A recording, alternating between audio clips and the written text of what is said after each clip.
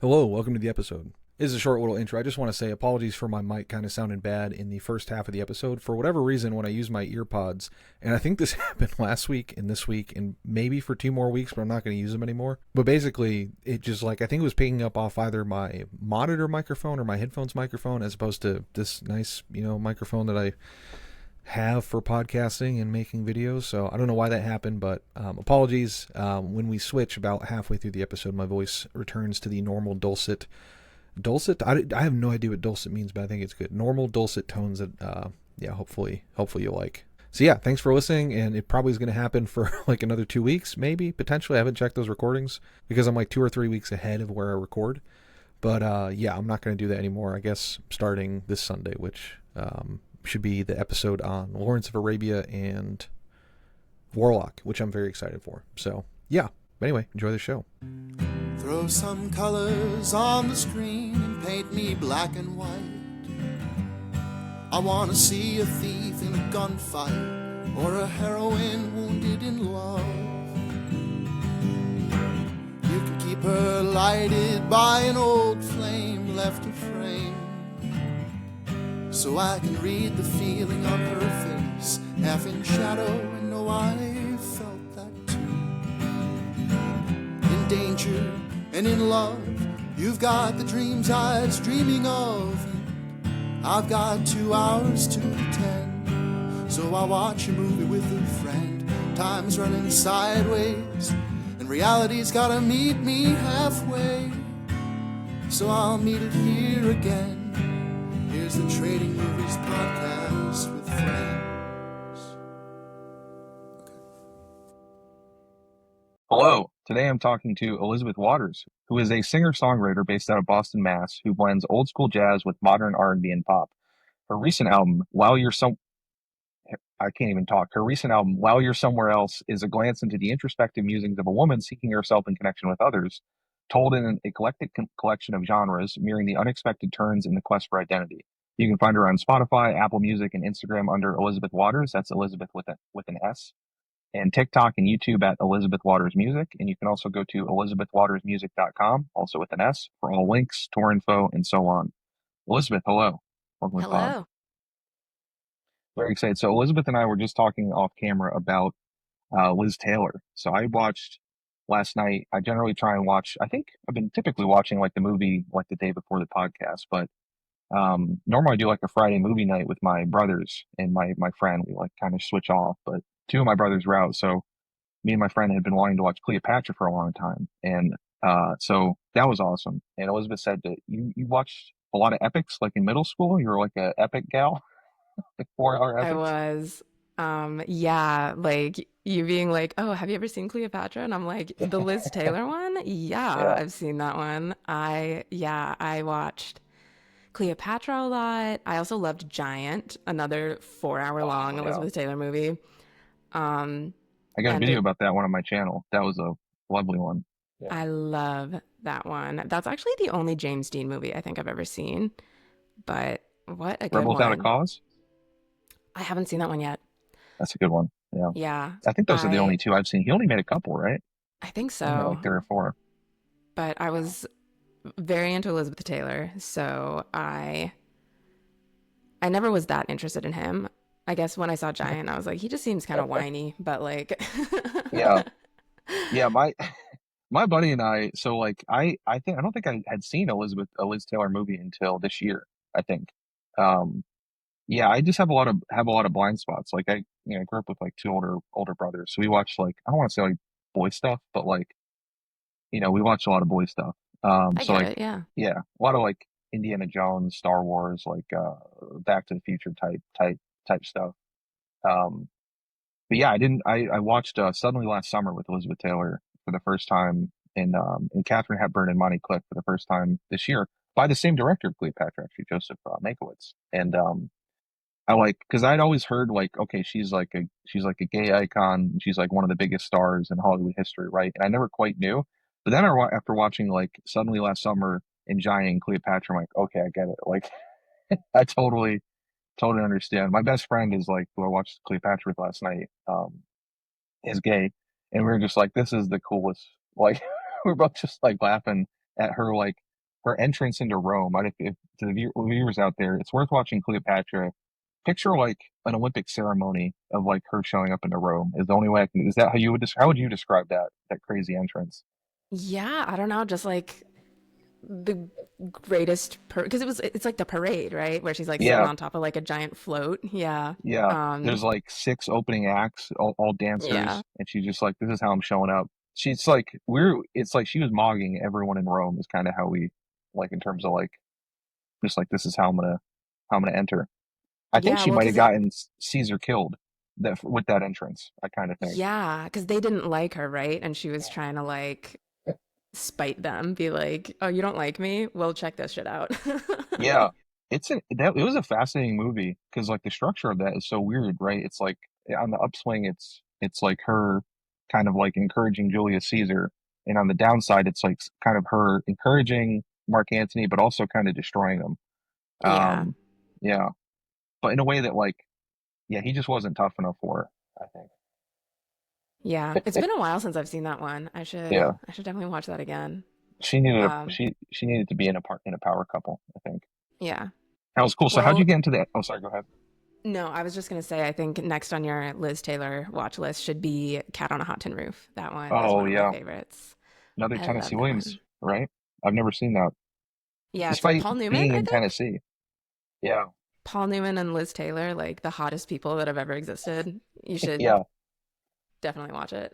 yeah. Paul Newman's so hot that he's even hot in Slapshot. Like he's I don't know if you've seen it's like a hockey movie where he's like he has the most 1975 like old guy clothing on that entire movie with like like male high heels and like the big platform shoes and like leather hmm suits. Still hot. It's crazy. I bet Yeah. he's insane. Yeah, I think my buddy, I asked my buddy to do some rankings of like who the hottest all time guys are in cinema. I think he had Paul Newman probably in the top three or four. I think he had Alain Delon number one. I don't know if you've seen any French guy, the Alain Delon movies. He's a looker. Haven't. It's crazy. Okay. But it's a legit one. He Paul Newman is definitely my number one, I would say. yeah, I go, Newman as a straight guy, I don't know if I have I mean, you know, as mostly straight, I should say, like a with a dog, but yeah, I go probably Newman. Robert Redford's up there. I think I gotta say, um, The Rock Sting is Hudson. an excellent movie to look at Yeah, just for those two alone. Yeah. yeah, yeah, absolutely. You got to throw Rock Hudson in there. Love Rock Hudson. He's just so Yeah, charming. for Well, cool. sure. How'd you get into epics at like at in middle school? Because I never watched like that's the thing. Like I've seen Ben Hur when I was like years ago, but I think that's like the only one I've seen. I don't think I've seen like Ten Commandments or like any of that stuff. Even So Giant was like a I, recent watch. yeah, I haven't seen Ben-Hur. I haven't seen Ten Commandments, but I'm the youngest of four children, for all of us weird children. So like, I was like, my brother is the only boy. There's three girls and my brother, but we say that I was the honorary little brother. Mm, Because I would do all the boy stuff with him. We were talking before about like the boy movies, and like me and my yeah. brother would be watching like Indiana Jones, Star Wars, and like all of that stuff. The Godzilla movies, and Wow. my oldest sister was the Turner Classic Movies girl. Mm. And she introduced me to Vivian Lee and Elizabeth Taylor. And yeah, I would say like my introduction to a love of film was like so problematic because one of my earliest movies that I loved was uh, Gone with the Wind. And I've never seen that. That's like probably the biggest one. I feel bad. I'm yeah, waiting. I have this nice special edition, but yeah. it's it's like it's so beautiful. It's so like Vivian Lee is fantastic in it. The music is stunning. The visuals are stunning. My God, is that a racist movie? It's Is it? crazy. But like, I was watching it, I'm not even joking, like once a week for a while when I was like 13. Yeah. And I'm like, someone I think needed to like sit me down and be like, all of these things are not good things, and I didn't have someone to do that. And Yeah, it wasn't until I watched it recently, that I was like, holy shit, like this is yeah, so bad.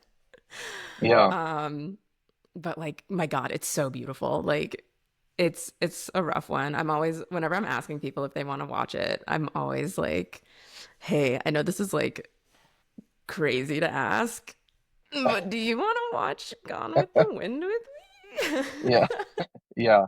I get that. I think it's like if you have the context of it, I think it ends up being like sort of fascinating either way, right? Because it's like on a movie level, I'm sure there's like it's like probably the most watched American movie, I think, in terms of like tickets sold still. So like, Probably, yeah. yeah, I think there's like obviously tons of stuff aside from that, but yeah, it is weird. Like especially on my channel, I do like a lot of old movies and like, or even just watching High Sierra, just a random movie from 1940, Humphrey Bogart, Ida Lupino. Just like randomly, they have Willie Best in there, and Willie Best was also known as Sleepany, and like that, he was like sort of a black minstrel character. And it's like, buddy, you didn't need to put that in the movie. Like it's not necessary. I need Yeah. to. I'm looking forward to interviewing someone. If you're listening to this and you are an expert in sort of like depictions of black characters, please reach out to me because I'd love to interview you because I've heard there is some fascinating research I remember from like research criticism, whatever, from like when I took a couple of film classes about like Willie Best and Gone with the Wind and some of that stuff, where at least like for Willie Best and Stepin Fetchit, who's like one of the other sort of like, I think he was like the first black millionaire actor, but he was like playing the most stereotyped characters ever. Um, some people said some like he sort of has been reclaimed a little bit in some areas of like black film criticism that I've read because like they put him sort of in the like lineage of like traditional like sort of like black archetypes of trickster characters, which is like it which is has been interesting to me because it's like we talk about like we just talked about Liz Taylor, like a lot of that sort of subtextual gay stuff in James Dean obviously like went over the heads of normal audiences. So there's been some criticism that says like some of those characters are like um sort of were intended for like it's kind of like black creatives and black audiences sort of slipping one past the censors and like white audiences thought that they were sort of like at the butt of the joke but really it was like the white characters in the movie were more at the butt of a joke, which I thought was fascinating. So yeah, please reach out. I do need to watch Gone with the Wind though. Yeah, Yeah. When I watched it recently, I watched it on like Turner Classic Movies, and they had, I think, a good introduction. Like this woman was talking about how like, we have to face um the past in order to be able to like understand it and move forward and change. yeah, And so like she talked about how like looking at the bad things that we used to do and used to be like acceptable by the general population, even though yeah. like I think she was talking about how like I think the NAACP was like, can you guys not make this movie? And they were like, but we really want to. Yeah, yeah. Okay, so Elizabeth is a musician and just reminding myself from the old school jazz with modern R&B and pop. The album, the latest album, I had it up. I was literally listening to it right before the now I'm gonna fangirl here because I really liked what songs. I added a couple. I mean, the whole album's good, but the specific songs. I think the first why I invited you on the pod was I heard probably Honey, and I was like, that's a good song. And so I'd heard that one. Um, and then The Man I Invented and Silver Dagger and honestly Circles, Sunrise Angel. I think I added like 8 out of 10 of them to like the total list. So they're really quite good. So Wow, I'm glad you yeah, like Silver Dagger. That one's definitely my weirdest one. I love the Um, weird. Yeah. there's actually a very long story about Silver Dagger that I've been trying to like figure out a way to like make a video about it. But man, Do you it want has been requiring a lot of editing that I to? haven't wanted to do. I could talk about it. Do you want? I mean, Um, so if you want to save it for your video, it's fine. But I'm happy to no, hear the that's story if you fine. want. If you would rather do the work of editing it and putting it out Sure. somewhere, then I would love to do that. But Yeah, I want to do a music video. We should like if you ever want to do a music video, I'd like there's my head's absolutely. always like ringing around with ideas for music videos. So no, I think I could do a good one for Honey. I think. Yeah. Ooh, that'd be fun. Yeah. Um, but yeah, so Silver Dagger was inspired by a song of the same title by Joan Baez. And her song is about this girl who, like, so the opening line of it goes, "Don't sing love songs, you'll wake my mother. She's sleeping here right by my side, and in her right hand a silver dagger. She says that I can't be your bride." And it's all about how this girl knows that men have done terrible things to so many women in her life.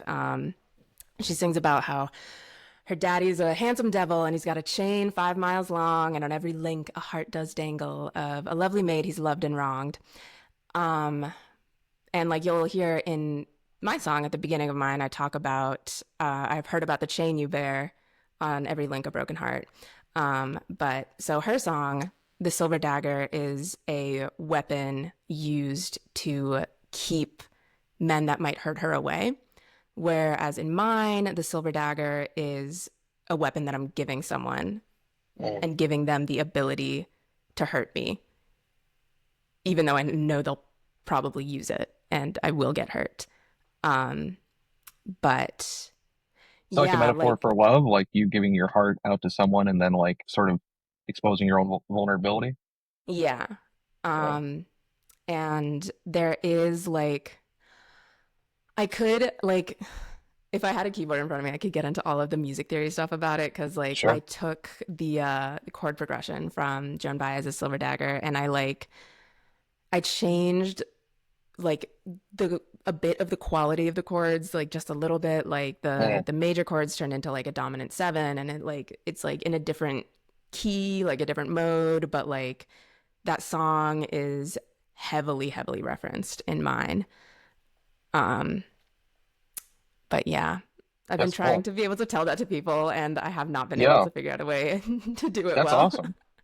No, that's cool. I love Joan Baez. Um, Yeah. yeah, I don't think I was telling Elizabeth Oppod that my mom's an oboist, and I should have had her on here to so you guys could she could sort of I mean Nerd probably both out. of you could well yeah nerd out and explain the music theory. She's always her and my buddy who I was talking about the one I watched the Liz Taylor with. He's a composer, and he him and my mom will just go into like these elaborate like or it's just completely over my head. Like I played guitar for a while, and I took a singing class in college, which was great. Did South Pacific, but yeah, the music theory like Mixolydian modes, minor, dominant progression. It's like I listen to a lot of music, but yeah. So that's interesting. In light of them, I think about that a lot because like I'm a do videos. Obviously, like the videos on my TikTok, but also like um, for my shorts or whatever, and my other like fictional stuff. Um, it is surprising. Like I guess is do you when you're writing a song, do you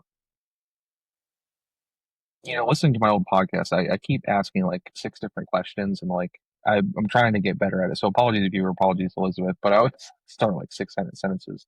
I guess like there's something to the idea that like when you're saying like there's the music theory behind it, like this complicated music theory, I mean this as a compliment. Like the music that you make is like it's not simple, but it seems like kind of like I guess clean is the right word. Like it's kind of like that stuff boiled down to it in like a good way, right? It's like in the way I would compliment like we talked about like 50s like with Douglas Sirk who did like Imitation of Life and Written on the Wind and all these old 50s melodramas. They seem like these very sort of straightforward things, but there's like all this complex like theater history behind what he's doing. So I guess when you're writing a song, um, is it like do you are you is it like just where you sort of naturally nerd out to like go to this complicated music stuff and like try and do it? Do you perceive yourself as like kind of boiling it down for more poppy? Because I see like, old school jazz with modern R&B and pop, right? So I don't even know if that's a good question, but yeah, how do you write songs? Well, I think that so I studied jazz composition in college, and I I go back and forth all the time on whether or not I regret doing that because like I don't know, my stuff I always say, I tell people that I walk the line of like people who don't listen to jazz call my stuff jazz, and people who listen to jazz say, "Why are you calling your music jazz?" And it's it's a little difficult, but it I think I had like a little bit of like imposter syndrome while I was studying jazz because like the compositions that I would make, like I wasn't super inclined to do the like 10-minute long episodic pieces that we were like assigned to be writing. Like I was like, what is this? I found out that what I gravitated towards was not jazz, strictly speaking. It was like 40s pop, um, which is like most modern listeners would be like, yeah, that's jazz. But like the jazz artists would not necessarily say that's jazz. That's like American Songbook or whatever. Um, but like I was like a big Ella Fitzgerald fan when I was And she's going into great. college. And she is great. Yeah, but I don't know. A lot of the jazz heads are gonna be like, nah, it's like Sun Ra is what you gotta be like listening to. Like Uh, not like Gershwin, but like um that seems yeah. reductive and like that seems like you hear that in like movies too. I mean, that's like there's like a part of the reason like I do my channel is to like all these old movies are just like they're just entertaining. Like I had this idea, just like that's why I hate film bros, and I've talked about this like that. Like oh, it's like old Italian movies. They're like about a bicycle for 3 hours, and you're just staring at it, and it's like this or that. And it's like well, they're not that. It's like a lot of them are just like and like that's as much of the history of it too. I think right, like Ella Fitzgerald, Gershwin, and all that. It's weird that I didn't even know that that's not considered like jazz or like jazz-ish, like jazz Yeah. heads. Yeah. I mean, like I don't know. It's really complicated. Like it is like the whole question of like what is jazz is like the Yeah. eternal thing that people are always trying to What is jazz, answer. Elizabeth? Answer that us for us What on was the. that? I said, what is jazz? If you could define that for once and for all. No, thank you.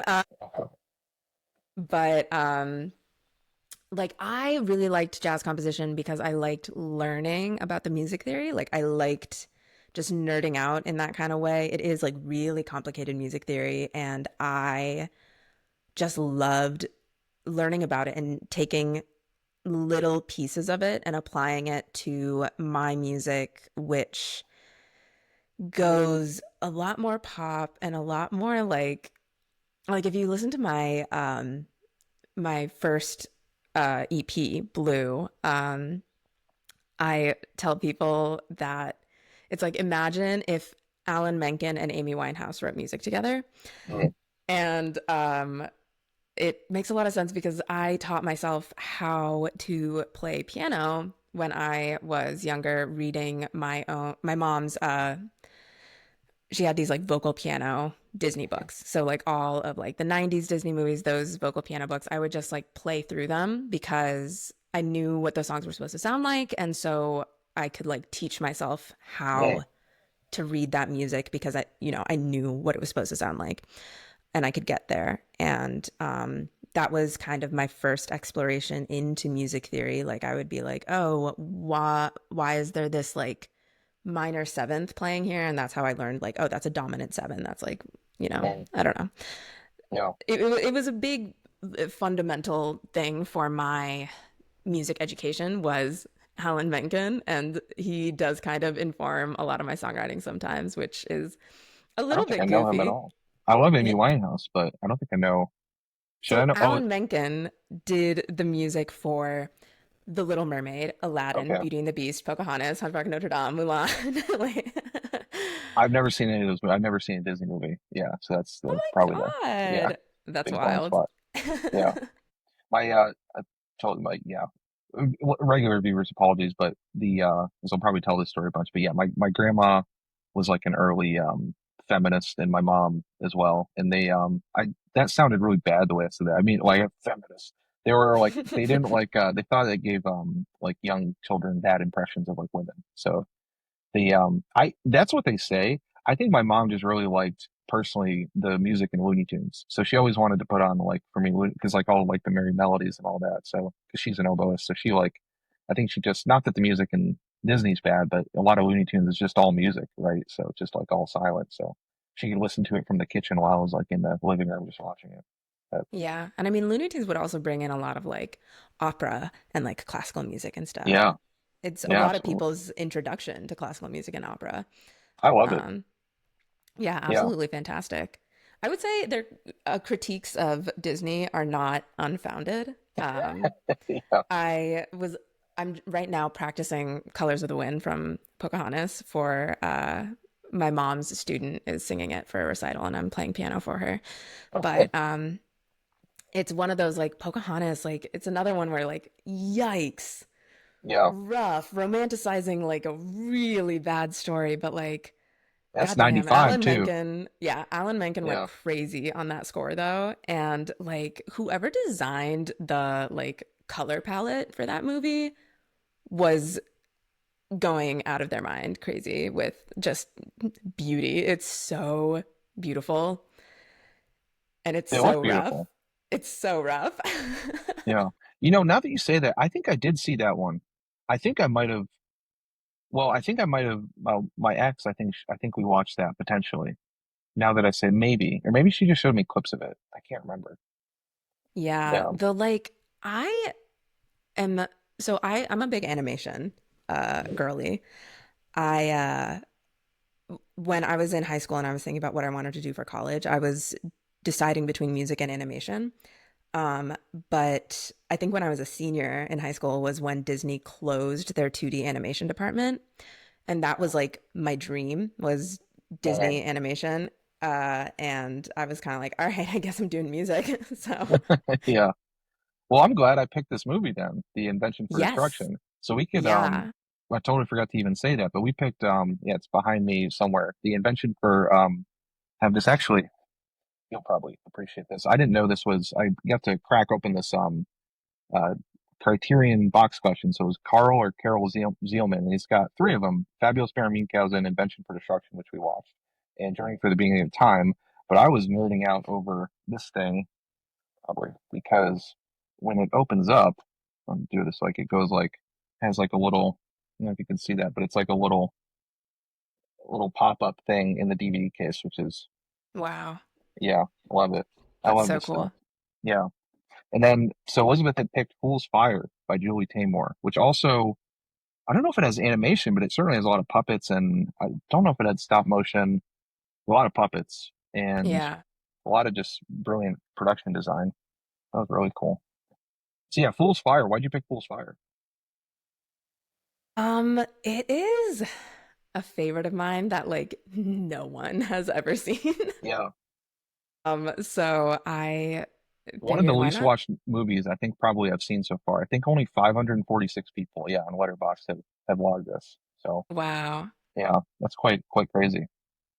Yeah, no, it was one that my high school English teacher showed it to me. Well, he showed it to the class when we were studying Edgar Allan Poe because it's based off of a Poe story. And it was definitely the most like weird artistic movie I'd ever seen at that point in my life. Yeah. And I was like, this is so incredible. And it just like stuck with me forever. And anytime I can like hold someone hostage and like make them watch Fool's Fire, I do. That's great. Half of the people love it. Half of the people are like, why did you make me watch that? I watched it with the boys last night. So you got to hold five people hostage because normally Hell we do yeah. like our movie night, and so we did Cleopatra because my brothers got back from their ice hockey game, their adult league ice hockey game, and my buddy Max came over, and it was just five of us at like 1 a.m. watching Fool's Fire, which was cool. They all loved it too. Everyone loved it. We used to like, me and my friends would like go to like the frat and get absolutely shit faced and then go back to someone's dorm and be watching Fool's Fire. Like, Yeah, and like usually someone from the party would come back and they would be like, this is really scary. Why are we yeah. watching this? It is pretty scary. It's honestly, it's one of those things I was looking on some websites for the production. This is like another drives me crazy. Some of the stuff that like has like physical media releases. Like I'm glad Invention for Destruction got one, but like there are some high definition images of these puppets and everything. And the fact that this is just like on a website and then on like YouTube in like kind of middling quality, and that's it, is crazy. Because Yeah, this would look so good in like super, super high definition, I think. And scarier even. for sure. Yeah. Yeah. Yeah. So you watched it in high school. You said you're an animation person. Is that like typically the type of stuff that you, I guess, like, are you just looking for weird, like in terms of like what are your movie tastes? Like if you it's Saturday night, you get to hold someone hostage. Are you just like I'm going to show you something weird, or let's watch something weird together? Like what are you looking for in a new movie? I do like weird. I love a sensory experience. So whether it's like really visually interesting or like often if I like the score of a movie, I like the movie. Mm. If the music is an emotional journey, I will follow the emotional journey of the movie and Yeah. I will like it. Um, but like visual stuff I really, really like. I know like I mentioned uh Jacques Demy, the Young Girls of Rochefort.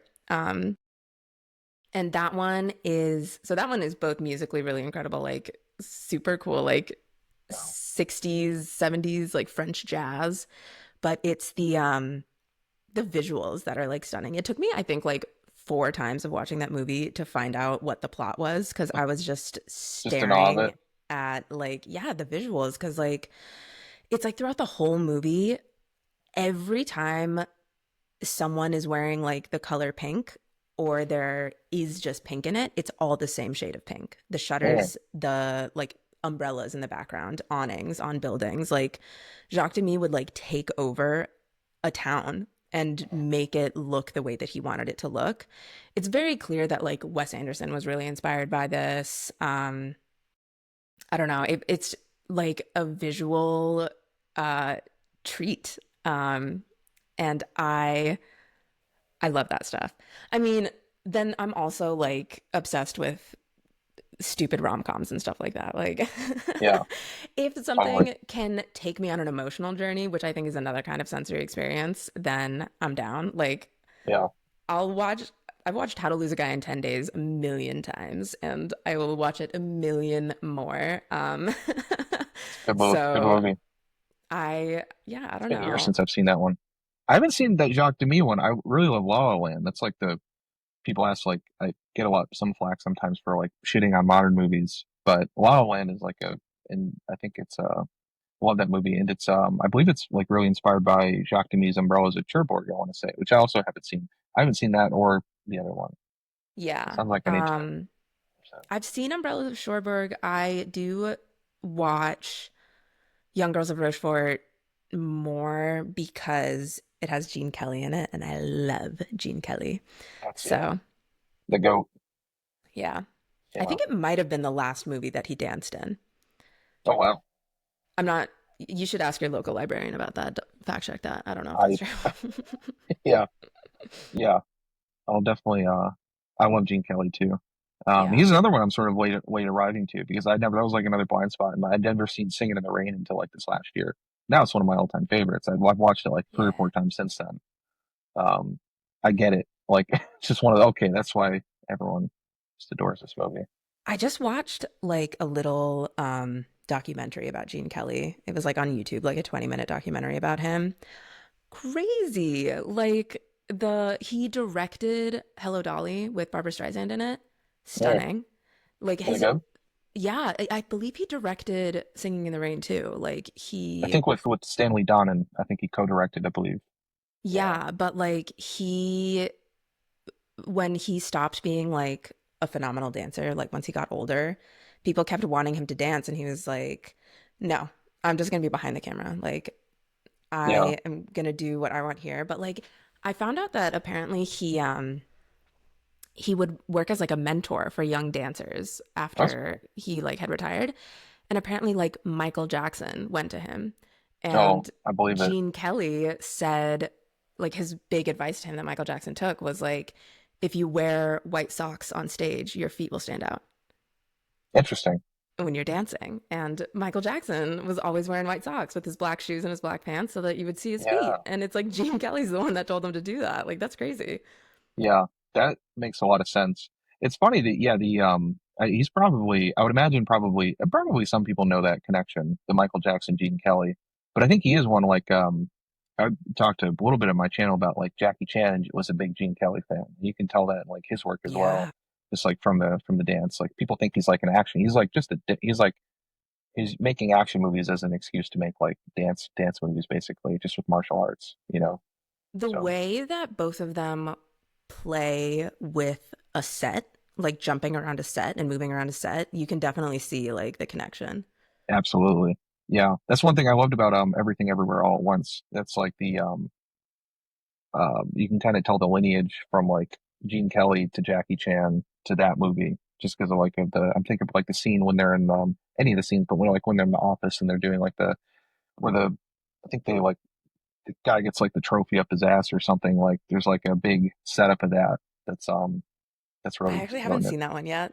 Oh, okay. Well, I that's not really a know. spoiler, but it's really good. If you like all the stuff you like, it's you'll probably love it. It's one of those, I feel like there's so many movies where I'm like, I need to watch this, but like, I'm like almost intimidated to watch them because they're so like, I know they're going to be such an experience. Yeah, But yeah, I do need to watch definitely that one. with that one. I knew I was gonna love it, and so yeah, it took me a minute. Um, but yeah, that's a great one. It was interesting you said, I've been thinking lately on my channel, there was a definition of melodrama on this special feature on Written on the Wind, which I haven't been able to get out of my head, where this lady, I forget her name, it's not, I think I've said this like 12 times. It's not, might be Patricia White, I think, who's like a melodrama and queer studies and gender studies scholar. But she talked about melodrama sort of like reinforcing the same thing five ways. Like you get like, the actors will convey an emotion and then the music will convey an emotion. Because you said just a minute ago about like you like when you can sort of almost, I don't know if maybe I'm putting words in your mouth, but like almost follow along the story with the music or something, or like, stuff that's like that. As it connects to like your own music, because you're doing like this sort of, you're from this jazz lineage, but you also have lyrics in your songs, which is not like uncommon for jazz, even though those jazz heads that we talked about might say like, oh, that's not whatever. But I guess like when I was listening to your songs, some of them, there's definitely like, some of them seemed like fairly darkly ironic in like a very kind of 21st century way, which is like, the lyrics of the song are almost kind of running counter to like maybe the upbeatness of the song. So I guess like when you're writing your own music, do you try and like reinforce the same thing, or are you looking for like the irony of like mixing the two of like kind of upbeat, happy song with like maybe more morose or ironic lyrics? Because like Silver Dagger is kind of a bop, I think on the surface seemed like a little bit, right? But it's like you're giving someone a dagger to cut your heart out with or whatever, right? Um, I definitely do like some irony in my music. I Yeah, I love a juxtaposition of light and dark. I don't know, I think I feel a little too melodramatic sometimes when I go like real sad with the lyrics and real sad with the music. I do have like on my first EP, I have this song, Taste Like You. Mm. And it is for sure a downer. Like, um, Lyrics and musically. yeah. Yeah, it is. Like the hook of that one, the line goes, I'll just drink until these cigarettes taste like you. And Pretty the down. like, yeah, it's really down. And uh it's like this like ballad with like a piano, and I wrote this like cello line that goes with it, and like it's a lot, I would say. I think sometimes it makes me feel like I'm taking myself a little too seriously. Mm. I'm like, girl, it's not that deep. Um, But Does that feel like you're almost self-censoring? I've wondered about that in like my own movie stuff of like I think I'm gonna probably lean into the melodrama. Like if I ever get like a little bit of money, especially to do like a feature or something, it's gonna be like a 50s like there's gonna be there's gonna be some mellow like there's gonna be like some violins, there's gonna be people crying, there's gonna be these big colors.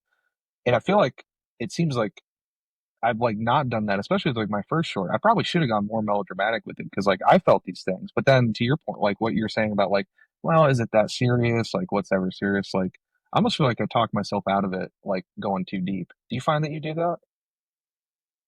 Or like too like I guess like melodramatic, I guess is the word. You're like, right up front with both things. I I think I find it a little boring, I guess, Mm. to Like you like go. the juxtaposition. I do. I find it boring myself, or do I think that other people will find it boring? That's a good question. Like, do I feel just like insecure that this is too raw and exposed? And if other people don't like that, then what does that say about me? Like, I don't Yeah. know. Is it that fear? I don't know. Because if you like these, like, when you're saying as a kid, like if your influences are, partly like I guess Amy Winehouse, there's certainly a lot of irony there, but the other person, the Alan Menken, and also like watching the old epics and stuff, and like Gone with the Wind or whatever else, like those are pretty like straight. Like when I haven't seen Gone with the Wind, but generally movies of that time, when there's a sad scene, there's sad music. When there's like Yeah. sad emotions, there's sad set design, there's sad everything. So yeah, I think like I have never really been like a straight up ballad girly. Like when I hear, I feel like I'm gonna get some people angry with this. Like whenever I hear like, those Celine Dion ballads, like Mm. the My Heart Will Go On what or do you, something. yeah, like My Heart Will Go On. I think of the other one that was really big right now, the There Were Nights of Endless Pleasure. And Oh like yeah, yeah, I like when I listen to that whole song, I'm kind of like, is this gonna get interesting at some point? yeah. I get a little bit bored. I I think there's something to be said about the like crying in the club vibe that Yeah. I think I kind of will do sometimes. Like, dang, I'm really sad, but like, Being let's sad go in public. dancing. Yeah, Oh yeah, like, yeah, yeah, I don't know, like shit sucks, but like let's go have fun. yeah. But I think I don't know. It's a complex question. There's a lot of layers. I think my first EP, I was younger and I had just gone through like my first big heartbreak. Mhm. And I've been thinking a lot recently about how like insufferable I was in that time period and how like I was like 21 and I'd been with this guy for like 3 years. He was my high school boyfriend and we broke up when we were 21 and my entire world ended. And I was I was so insufferable. I couldn't go anywhere with anyone for like so long without just like crying about it and being like, I have to talk about this again. And I don't know why anyone stayed friends with me, honestly, looking back at that time. But oh, can I make that not be doing that? Okay. But yeah, I was insufferable and I do kind of feel like my music reflected that a little bit. Like Taste Like You was so dramatic, so dramatic. And it was actually a song that I wrote instead of calling my ex. I was like, let me do something more responsible than calling him, and I'll write this really sad, dramatic song. Um, Always great to do that. and I do think that a lot of my sad songs now have more complexity emotionally than just sad. Yeah. Um, like I don't know if you listened to the song Transparent. It's the Was second that to on the last way? one on the Yeah, album. yeah, yeah. Yeah, and that one, I worked with like such a fantastic producer. Ari Pent is my musical soulmate. Oh my God, I miss them so much. They moved to LA and Yeah. it's been such a bummer. And they would ask me like what feeling I was trying to capture with the songs. And Transparent, I told them was kind of written about like the lyrics of the song are about me trying to be something for someone that I thought they wanted me to be. And in doing so, I like muted the parts of myself that people actually find magnetic. Like, no one is friends with me because I'm like super chill and quiet and zen. That is not why people hang out with me. They hang out with me because I yap and I Yeah. am higher energy and like as it is, I'm like, what question did you ask? I don't know. I'm just like going on a rant right now about like everything. Go ahead. Yeah. And it's like the people who like hang with that, like want to hang with that, but like if I'm not doing that, I'm not going to attract the people to me that will be attracted to me. Um, but uh like that was like what the song like lyrically is about, but it was like what feeling am I trying to get with the song? And I was talking about the feeling of like laying in bed next to someone wanting to attack them, basically, like Yeah. wanting to like pounce on them and like not feeling like you can do that, like Yeah. being like I have to be chill, I have to be cool, That's a tough one. but like the whole body like tensed Yeah. and like electricity running through you and that's one of the lines of the song is like how do you elicit the instant electricity like um they produced this like crazy beat on it that like kind of like just shuffles through the whole song in this like cyclical way, and there's no like climax to the song really, and a lot of people questioned that choice and I was like that's exactly the feeling that I was going for, is this Yeah. just kind of, we called it horny anxiety, and like Yeah. that's kind of exactly what it did. Yeah. um so it's like a sad song because I'm like not getting what I want, but there's more to it than that, and Yeah. I think that that was expressed the way that I wanted it to be. So that's why I don't do ballads to answer Yeah. that question. Yeah. I'd be curious if a ballad, like if a ballad comes to you at some point. Like yeah, like what would so if that's like as a I guess like horny anxiety, that is like a specific probably I don't know that it's like a more mature emotion because I'd imagine like people feel that at like 19, 20, 21. Sort of like I recall myself um you know feeling that. But I probably wouldn't be able to verbalize it until I was older, right? Like the difference between that and just like, it's not like difference between like horny and horny anxiety or just like, the restriction of like, wanting to touch this person but not. Um Yeah. yeah, I'd be curious if that yeah, like what a more adult ballad is, I guess. Like or more like a more complexly emotional ballad. I'm trying to think of like one maybe like an Elton John. Like I love because I think he what's the Someone Saved My Life Tonight is like, I think that's a pretty complex. I don't know, maybe you disagree, but the sorry for the audio listeners, I saw the eyes. Um Well, I'm but sorry. My eyes do a lot of things. I was trying to think what that song is. I'm like, sure, I've heard it. ba da da da, someone saved my life tonight, sugar. It's a good one. It's I know that one that well. I've it's about probably well, heard it at some point. yeah, for sure. It's like I think it's one of his might be I don't know if it's I don't know how to tell what's his most popular, but it's like about him um getting out of a like he was closeted and he was married to a woman and he was going to I think I have to he was going to unalive himself. And so he found his friends came over and basically saved him and got him out of the relationship, and he was able to like express himself. Um, and so it's like, let me see if I can pull up the lyrics are great because I think the lyrics are written, as with all his music, I think they were written by Bernie Taupin or Topin. I never know how to say that guy's name. But he's like, when I think of those East End lights, muggy nights, curtains drawn, and the little woman downstairs, prima donna ward really should have been there, sitting like a princess perched in her electric chair. And it's one more beer, and I don't hear you anymore. We've all gone crazy lately.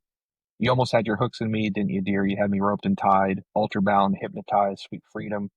And he's talking about like, I guess like the sort of genius.com like explanation of him or whatever, right? Would be like his wife had like I think an inheritance, and she didn't want him to be like a songwriter, and so I think at one point he talks paying your HP demands forever, like paying for furniture or whatever. I believe on like clinging to your stocks and bonds, coming in the morning with a truck to take me home, and yeah, it's just like I always thought it's an interesting song to me when you, I guess, in light of what you're saying about like maybe simple or more complex emotions, because like the idea of like being in a loveless marriage as a closeted man and wanting to escape that. And then like he's singing this song basically as a thank you to his friends that came and got him and helped him like be the person he is. Like that's a lot different than like this is this love by Whitesnake or something, which is also a great song, but it's just, I guess a little less complex. So how do you like, I guess for your, well, now that I say this, so for your music, like, so if you went from like kind of having these raw emotions, now you're saying more complex, where do you see yourself going next? Like in your next one, you're just gonna keep having deeper and deeper stuff. Is this like, are you trying to build towards like a particular sound that's like identifiable and like, okay, this is the Elisabeth Waters sound, or are you like now you got this album out, you're like, okay, let's do something different now? And thank That you. is actually a really good question. I'm kind of in an interesting transitional place right now. Half of my band moved to LA over the summer, which was such a devastating bummer. But so I haven't really been performing that much, and I actually have been kind of taking a break from writing a little bit. Um, this is actually like the first time in my life that I don't have any unreleased music, like, Mm. or at least none that I like am trying to get released. Like, obviously, I have like stuff that I've written that's not out, but like nothing that I'm like waiting to release. Um, and I'm kind of like, I don't know, I'm trying to live in order to have stuff to write about and just kind of like experiencing life. But it's also like it's an interesting time because uh I quit drinking last year, Yeah. and that has kind of really changed the way that I like process emotions, Sure. and it kind of has changed the situations that I get myself in, and the like I don't know. Like alcohol fueled like dalliances, nights, experiences, etc. Yeah, and I guess like the beds that I would wake up in and stuff like that. And Yeah, sure. I'm like, I feel like my life is much calmer right now. And I actually have been reading a lot about people shifting from, using writing music as a way to process turbulence in their life to writing about peace, because it is a really different thing. Yeah. Um, and so I've been kind of like, I've been doing like a lot of internal stuff. Like I've started like journaling every morning and stuff like that. And like just kind of Love journaling. getting accustomed Yeah. to a very different headspace and a very different place in my life. And it's like I'm working on I guess like you have to be much braver to make connections with people when you're Mm. not using alcohol. Um, Yeah. uh, and that's, something that I've been working on. So like, the music I'm sure will be coming. But I'm kind of I'm being gentle with myself about working on other things and knowing, trusting that the artistic process will come. Yeah. But right now it's a work in progress, and I'm kind Yeah. of, I think um, there is no way that I'm not going to have my distinctive sound. I think that other musicians are more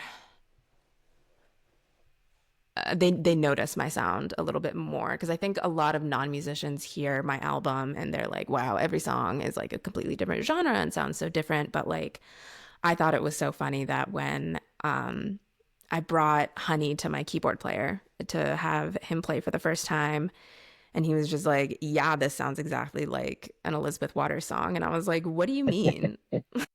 Yeah. I was like, what are you saying?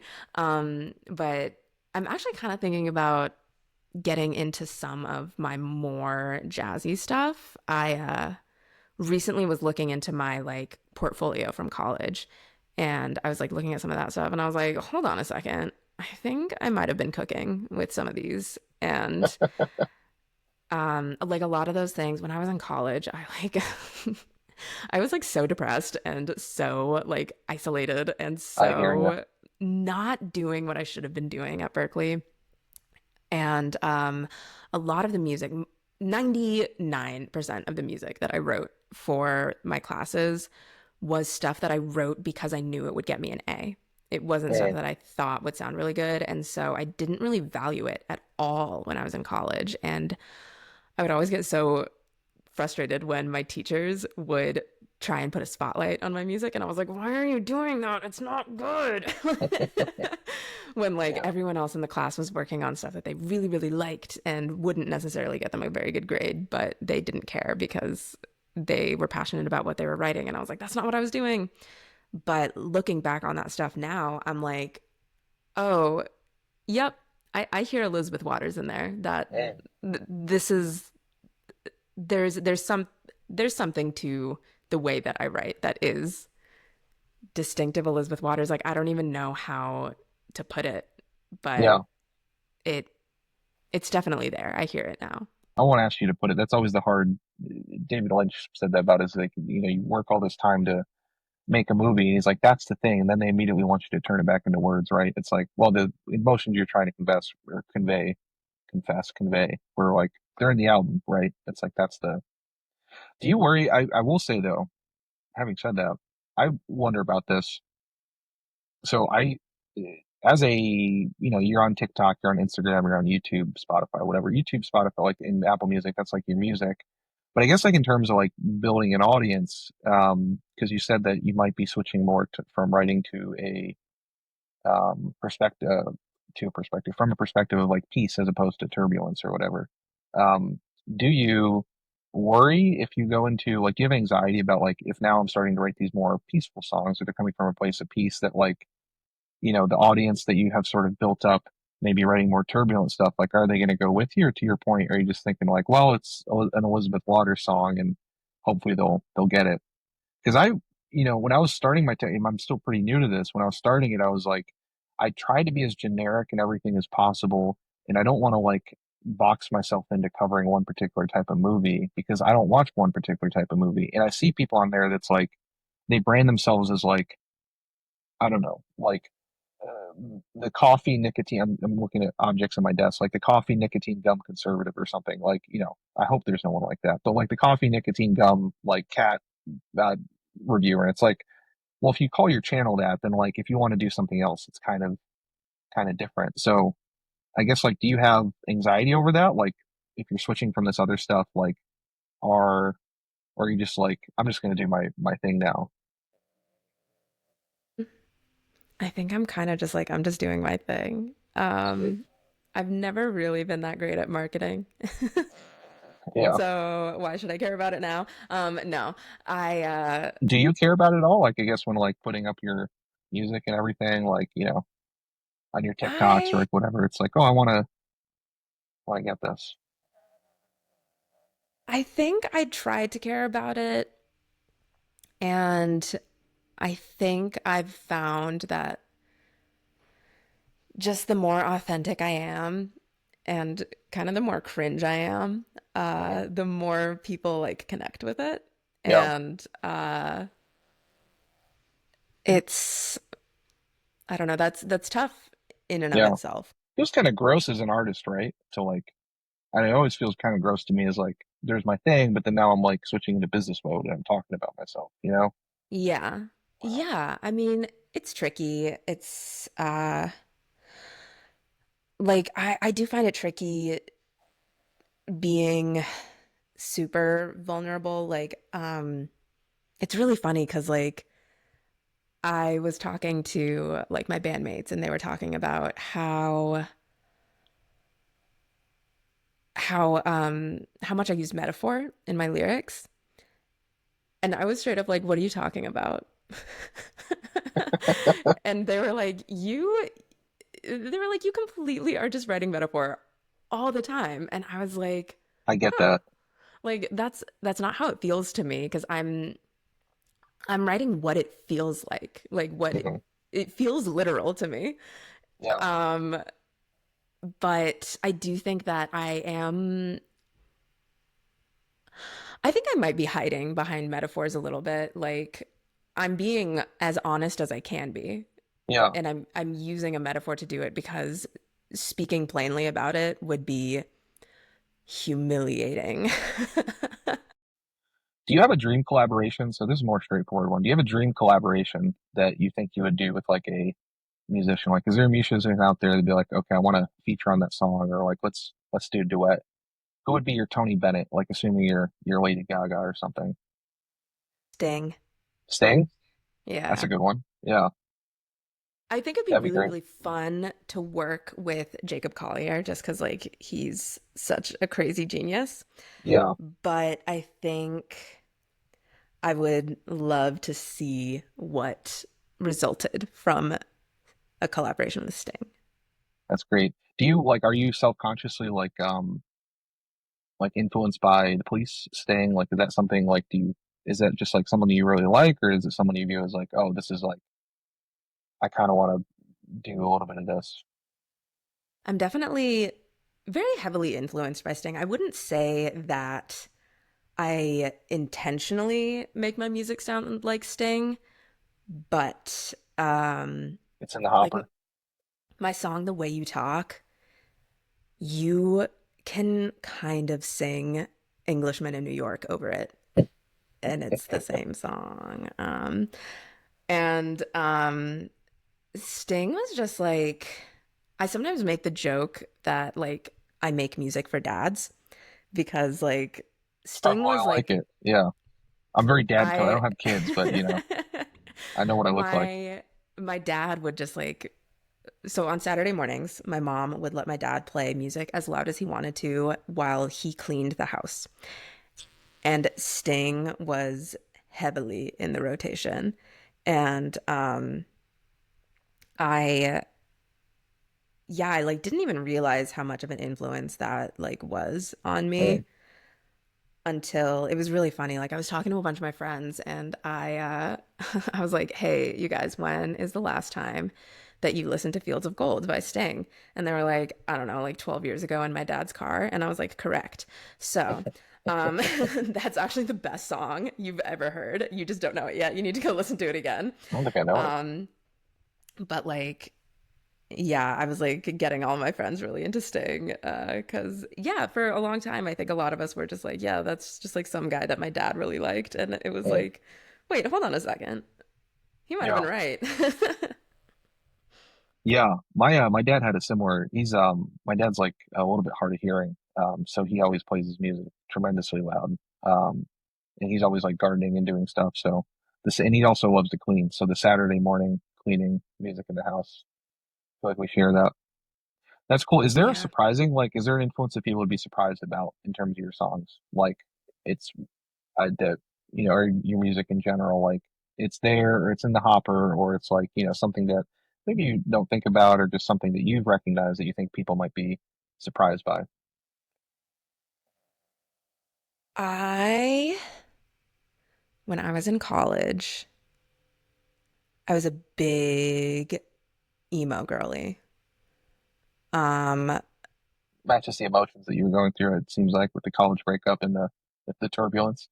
yes, yes, indeed. Um, so like people are always really surprised when I'm pulling up like I don't even know how many people would like know. Well, actually, John Mulaney had Joyce Manor playing on his new like late night show or whatever. I think they were like the first episode, the band. Um, and Joyce Manor was like I would see them every single time they came into Boston, and it was just like very much on the like punkier side of emo, but like if I don't even know if you would know, like Foxing is like a major influence for me, and they were it's definitely like lyrically, if you listen to them you can hear a lot of the definitely the metaphors. Like I think about there's this song by Foxing called The Magdalene that I like read about it, and he was writing about the feelings that he had because he like grew up Catholic, and I was like, oh my God, same. And all of the like guilt that he felt like while he was losing his virginity. And that's what the Uh, Magdalene was about.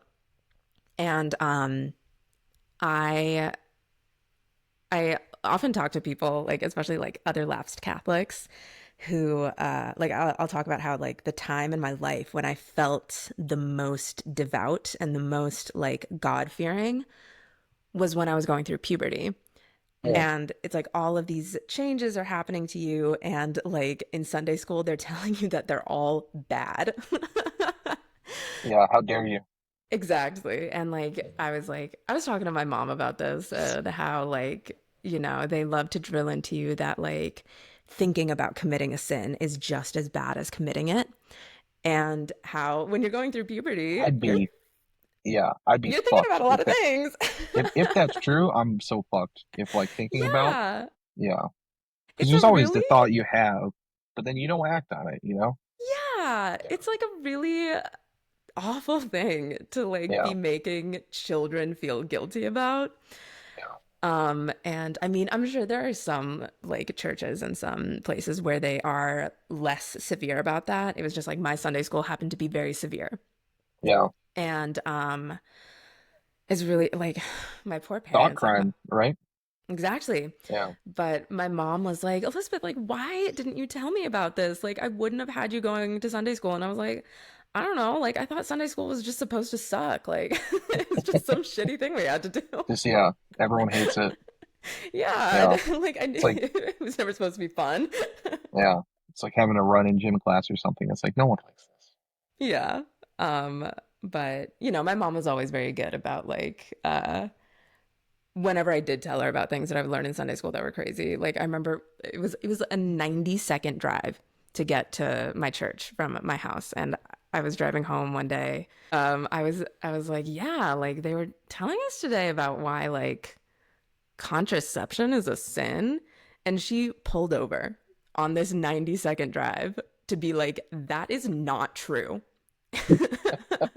She was like, you are going to use that if you if you are having Yeah, sex. Like yeah, so like she yeah. was really good about that stuff. But I did go to like a severe church, a severe Sunday school that but anyways, oh my God, back to I was talking about the Magdalene, like the opening line of that song, it goes, I'm going down with a rosary, tongue pressed on guilt to the blood in my or to the dove in my teeth.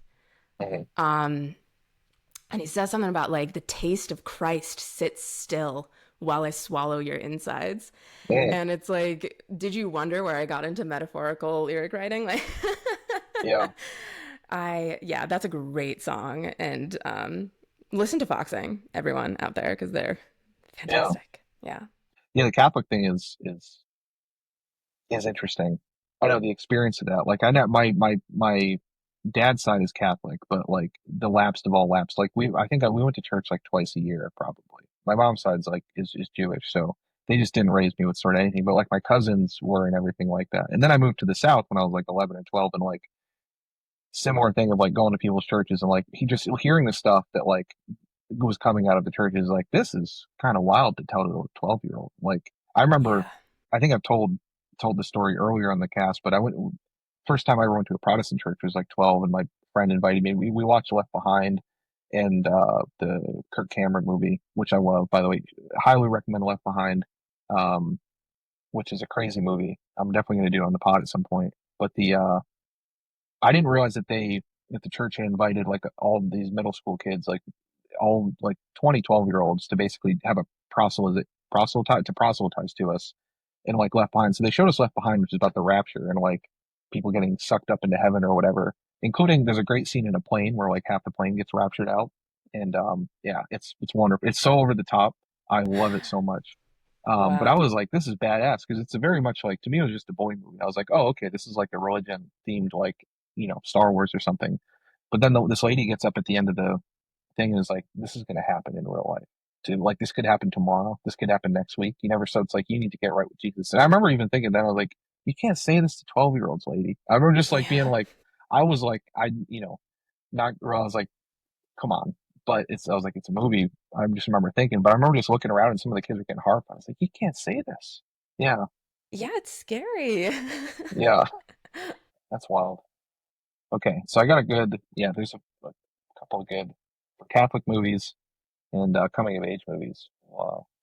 Put those on the back burner. Okay, so I guess like when you are um like in terms of your this movie, like so you saw Fool's Fire in high school and you said you like showed it, you show it after frat parties, which I think is great. Love the idea of coming home blitzed and watching this movie.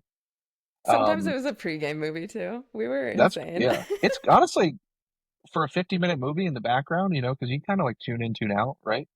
Hmm. Was there something in the movie that you were hoping I would notice or appreciate about it, like that you're hoping to sort of got across? I I guess maybe not me personally, but in general, when you show it to these people, it's like, do you want people to notice like the costumes, just like the whole vibe, how weird it is, or something like that? I think like I mean it's just I don't know, like there were so many things about it that like were really, really crazy to me when I was 16 years old. Um, and I think they're still pretty crazy. I think a lot of them are more self-explanatory as an adult watching it than like they were revelations as a teenager. Mm. Um, like I do, um, I don't know, like the whole concept of like the only human actors in the movie being the little people Yeah, and like anyone who wasn't a little person was played by like a horrifying puppet yeah. is was like The big fuzzy guy on the inside, I'm sorry, what like was that? like a big fuzzy guy, and then, like they had the puppets, like, but like then they were like these big fuzzy monsters, right? Like Yeah. at the end, I think when they get revealed or whatever. Oh yeah, yeah, when they're dressed up as the orangutans. Yeah. Yeah. Are they dressed up as that? So I might have missed it. I thought that was like their real form. I don't know. So Hop Frog, I don't know, should I be spoiling this? Go ahead. Um Yeah. Yeah. Hop Frog, uh I don't know, so like I have seen this movie a lot and also like have you read the short story Hop Frog by Edgar No. Allan Poe? No. No. Yeah, so we like read it and then we watched this movie and then I watched this movie 5,000 more times. But Hop Frog, it's his like scheme for getting like escaping with Trippetta. Mm. He's like talking to the king and all these noble people and he's like, we should prank the ladies at this party and dress you up as orangutans in all of these flammable materials. So he puts Gotcha. them in like like maybe tar or something, and then like Yeah. straw, and then like wooden masks, and he's like, let's put you in a bunch of stuff that will catch fire really, really easily.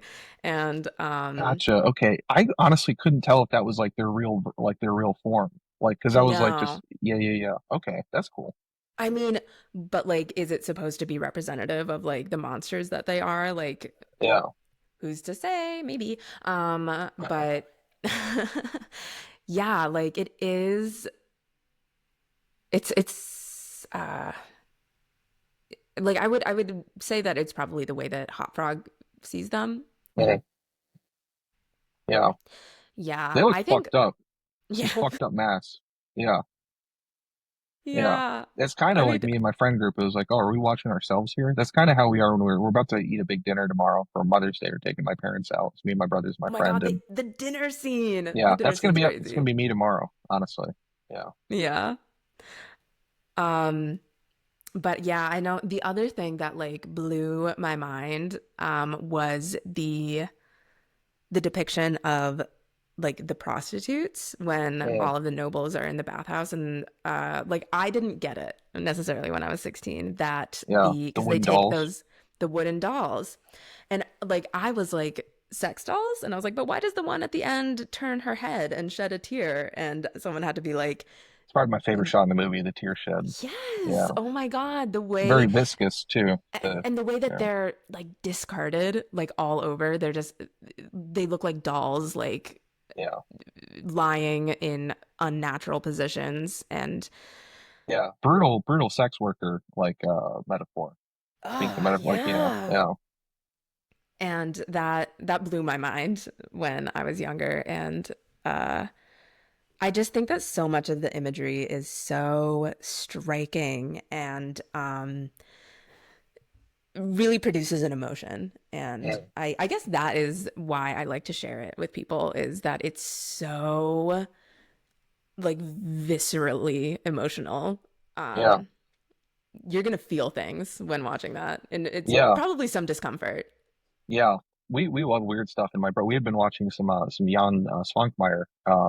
We did probably gonna do this for a different project, but Conspiracy of Ooh, Pleasure, and he did Faust and Alice. You might have seen. They're like stop motion things from the 80s. Also a Czech guy. Yeah. I mean, I'd be curious. Has she done any? Has Julie Taymor? So it's directed by Julie Taymor. And I think this is the second thing I've seen by Julie Taymor because I was very upset at the first thing she did, I think. In like way back when, and not like this is just it was me being a stupid kid. But when I went to college, first off, everyone was obsessed with Julie Taymor. um, this was like probably 2009 if everyone was like really loved Julie Taymor. The only thing I'd seen from her was Across the Universe, which I hate, which I really didn't like that's because the same person. I had yeah, no idea. I didn't know who had directed Fool's Fire. That's crazy. yeah. So yeah, do you know much about Julie Taymor? So Julie Taymor at all? I mean, I So she, saw Across the Universe probably like in 2012 or something like that. yeah.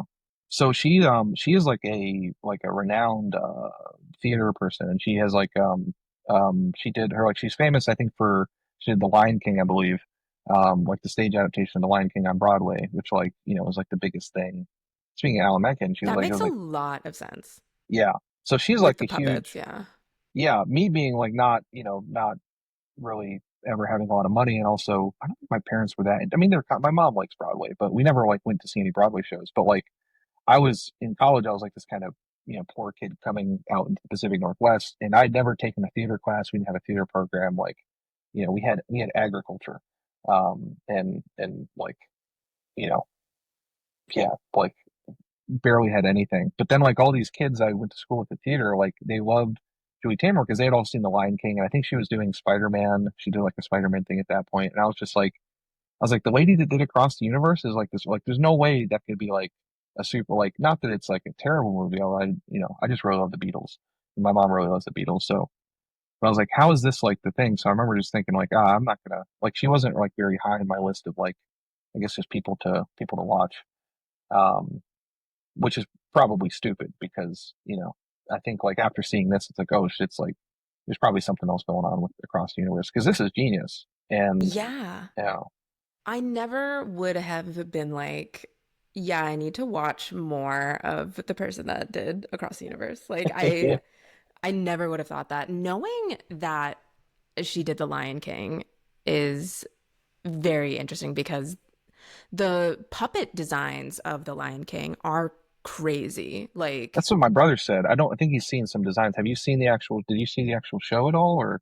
I have seen the show. I do. So Sweet. like a lot of people have issues with like The Lion King on Broadway because Yeah. like it's kind of one of those where like you kind of have to see it in like on Broadway because Yeah. like it is the crazy puppetry, the crazy costumes, like seeing it in its like all of its spectacle, like it's a spectacle. Like watching it as like a community theater production, eh, Yeah. like I don't think there'd be like the music is good, but like the point is the spectacle and it really Yeah. like she takes inspiration from like old like Japanese puppetry. Like I Oh, know cool. there's like but like she puts like interesting spins on it. And I don't know if it was her specifically who was like designing the puppets in this much depth and detail or if like there were other people working on it. But like there was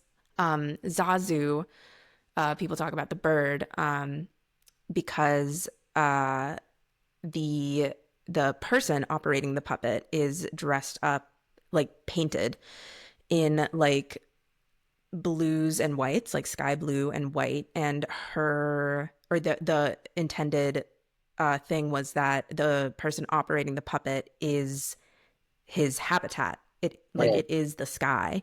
And it was based off of like this style of Japanese puppetry where the operator of the puppet would be completely dressed in black so that they wouldn't like they're part of the background, but changing it so that it's like the person operating the puppet creates the background. Yeah.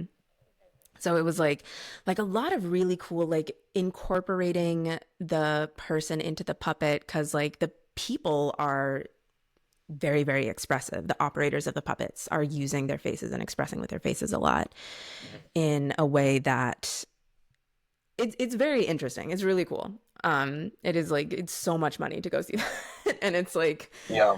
inaccessible. And like there's a lot of I understand why people have problems with it, but I'd love to see it. Is it still running? Probably still running, I would imagine, right?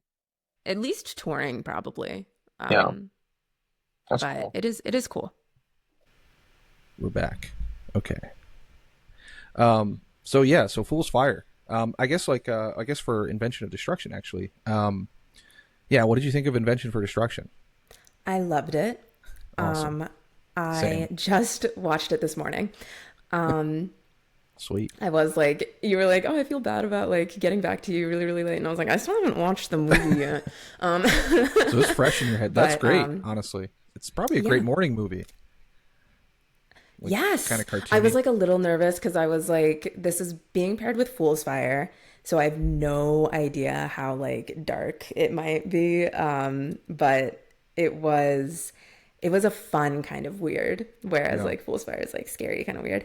But it was really, really cool. And my mom was like coming in and out of the room while I was watching it, and she really Oh, liked she it. liked it? That's cool. Yeah. So my mom is kind of like the one who introduced me to a lot of different kinds of art. Mm. She really, really likes puppets. She likes we were talking about how it kind of reminded us of the I want to make sure I get her name right. The Lottie Reiniger Okay. animations. She did like the silhouette animations, Mm. where she would like make paper dolls and like Okay. move them around. It's like a very, very early form of animation.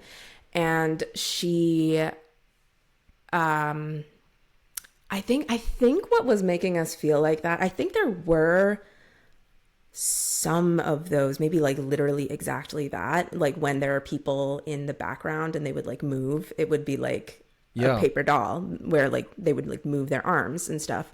Yeah. But also I think the way that like the foreground, the middle ground, and the background were all had the same level of detail. Yeah. You know?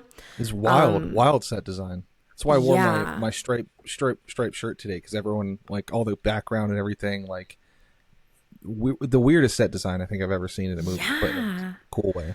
That like it almost looks like those wooden block print kind of Yeah. things. Oh, I loved that. That was so cool. Yeah. But yeah, she was like, my mom was a big Jim Henson girly too. So Oh, cool. we used to like make sock puppets, and she would like teach me how to make the different faces that the different Muppets would make. And That's so awesome. Are you guys going out to New York anytime soon? Because there's a Jim Henson. There might think still there was at least last year when I went last February. There's a Jim Henson exhibit at the Museum of the Music Moving Image, so you get to see see the labyrinth costumes and like all the actual puppets and everything. It's like this huge like one story thing. So if you're going to New York soon, definitely recommend. It's in Queens. It's really nice. Okay. Yeah, I'll have to do that because love that. I recently found out that Jim Henson did the puppets for the 1990 live action Teenage Mutant Ninja Turtles movie. Oh, cool. Which I never knew. Have you seen that movie? Oh yeah. Yeah, that number yeah. two.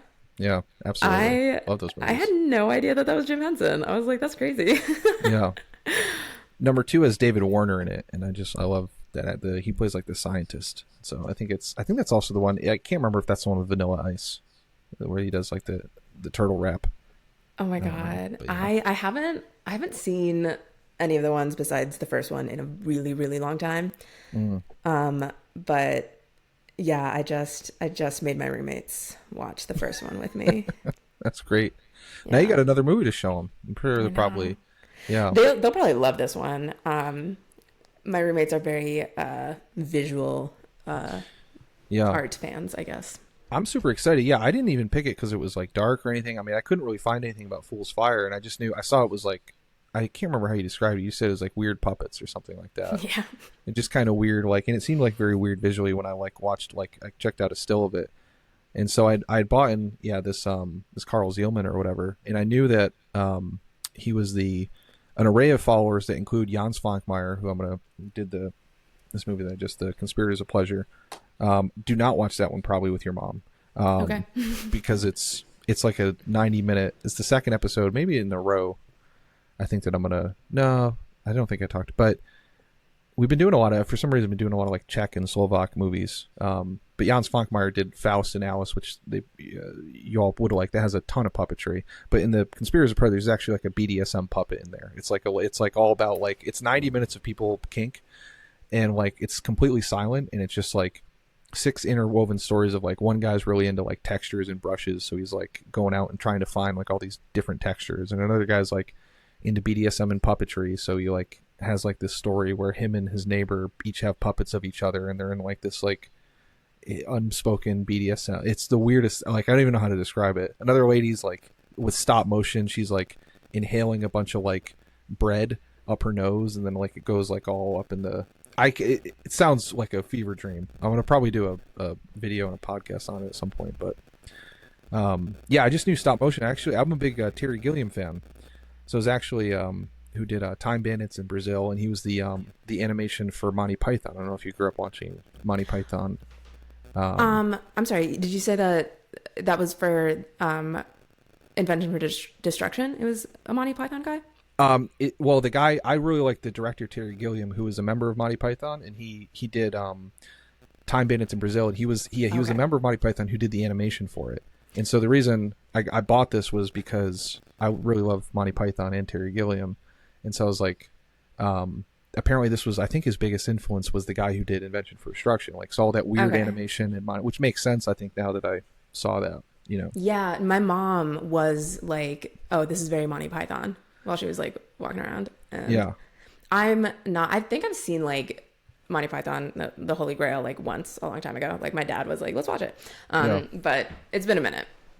The show they had like a sketch show, Monty Python and Monty Python's Flying Circus. That's really good. My parents are huge fans, so we just watched like all that, and he interspersed the animation, which is very like this movie. So Yeah. yeah, that's cool. It actually, I was really happy because the two movies combined almost made like a I'd be curious if Fool's Fire was influenced at all by Terry Gilliam, because my favorite movie as a kid, speaking of kid movies, was Terry Gilliam's Time Bandits, which is where I think it's like 6 little people kidnap a kid and they take him through time robbing people. And it's like kind of a kid's movie, but kind of not. Pretty dark one, like kind of in that labyrinth, like Jim Henson, like Dark Crystal type. Early '80s. George Harrison did the music for it.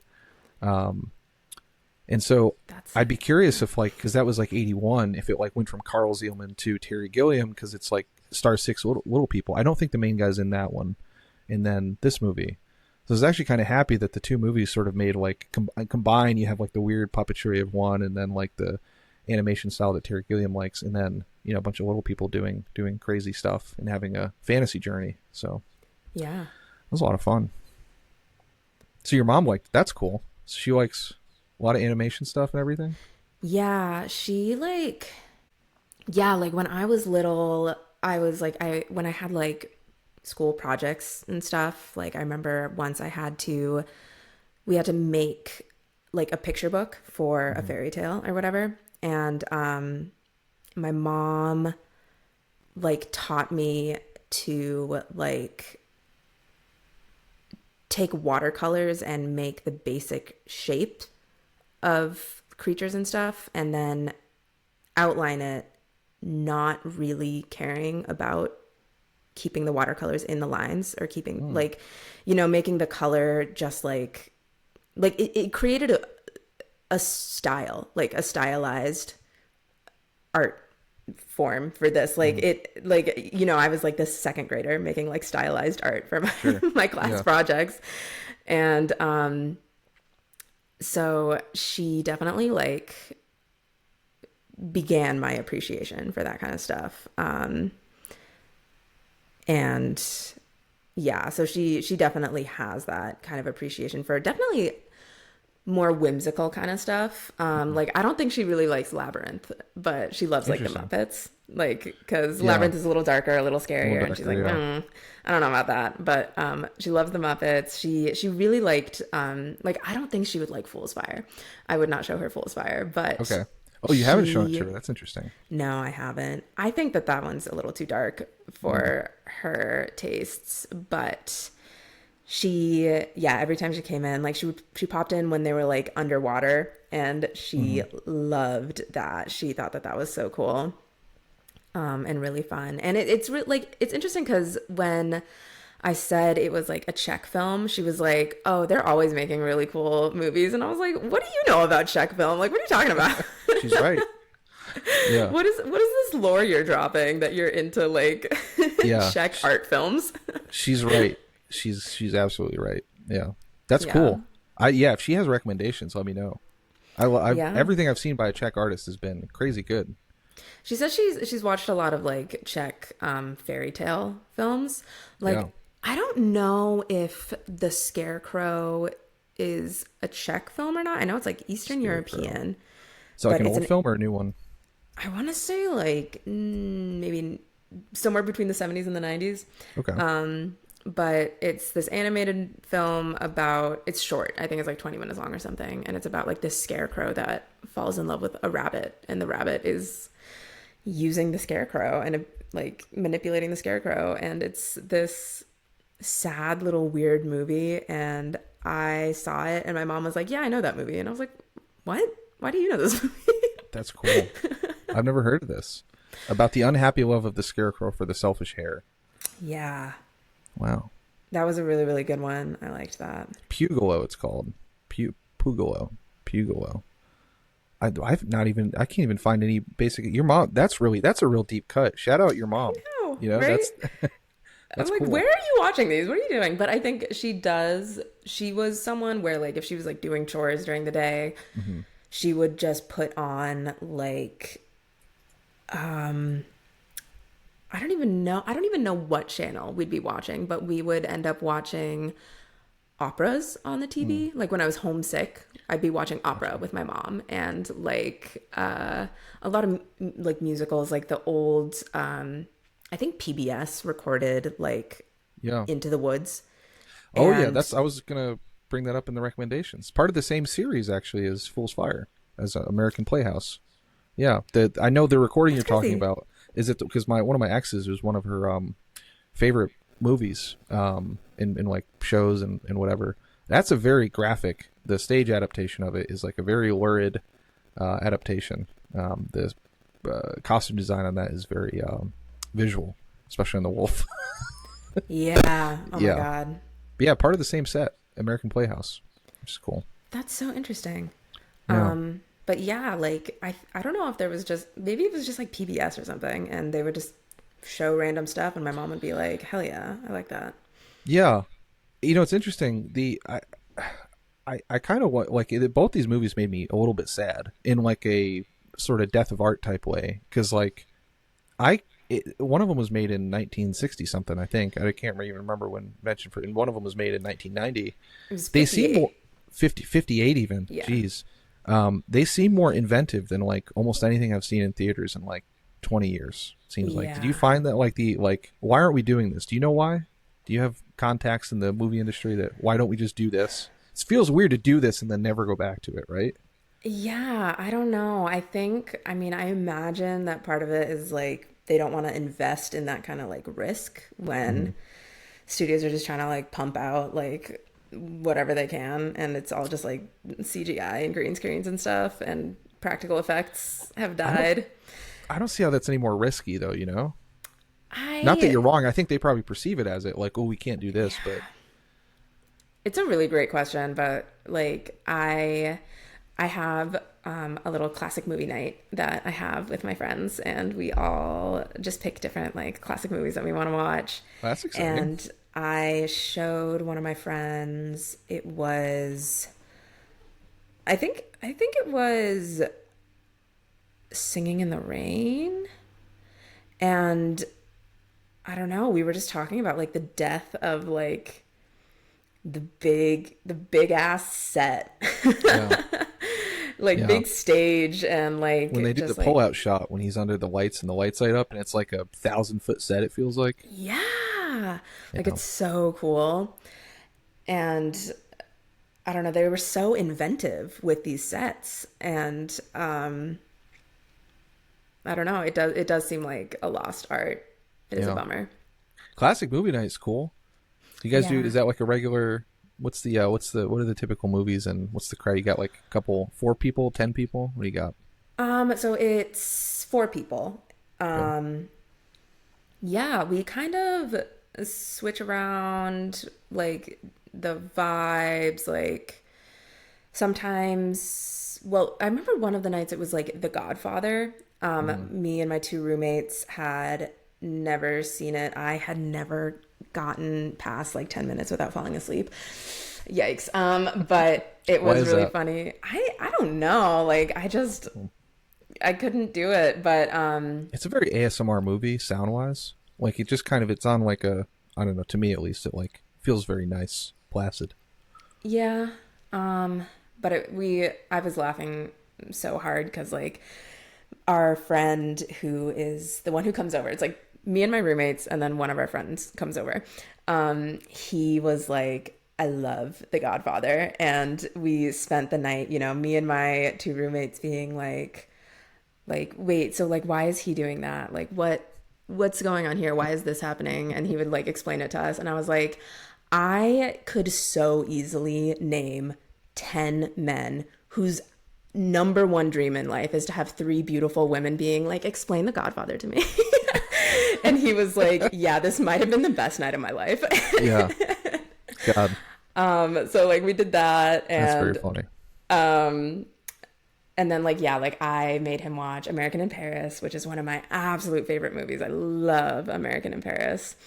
Which if you haven't seen that one, Gene Kelly's like I need to see that. masterpiece. A lot of people get lost in the 20-minute ballet at the end.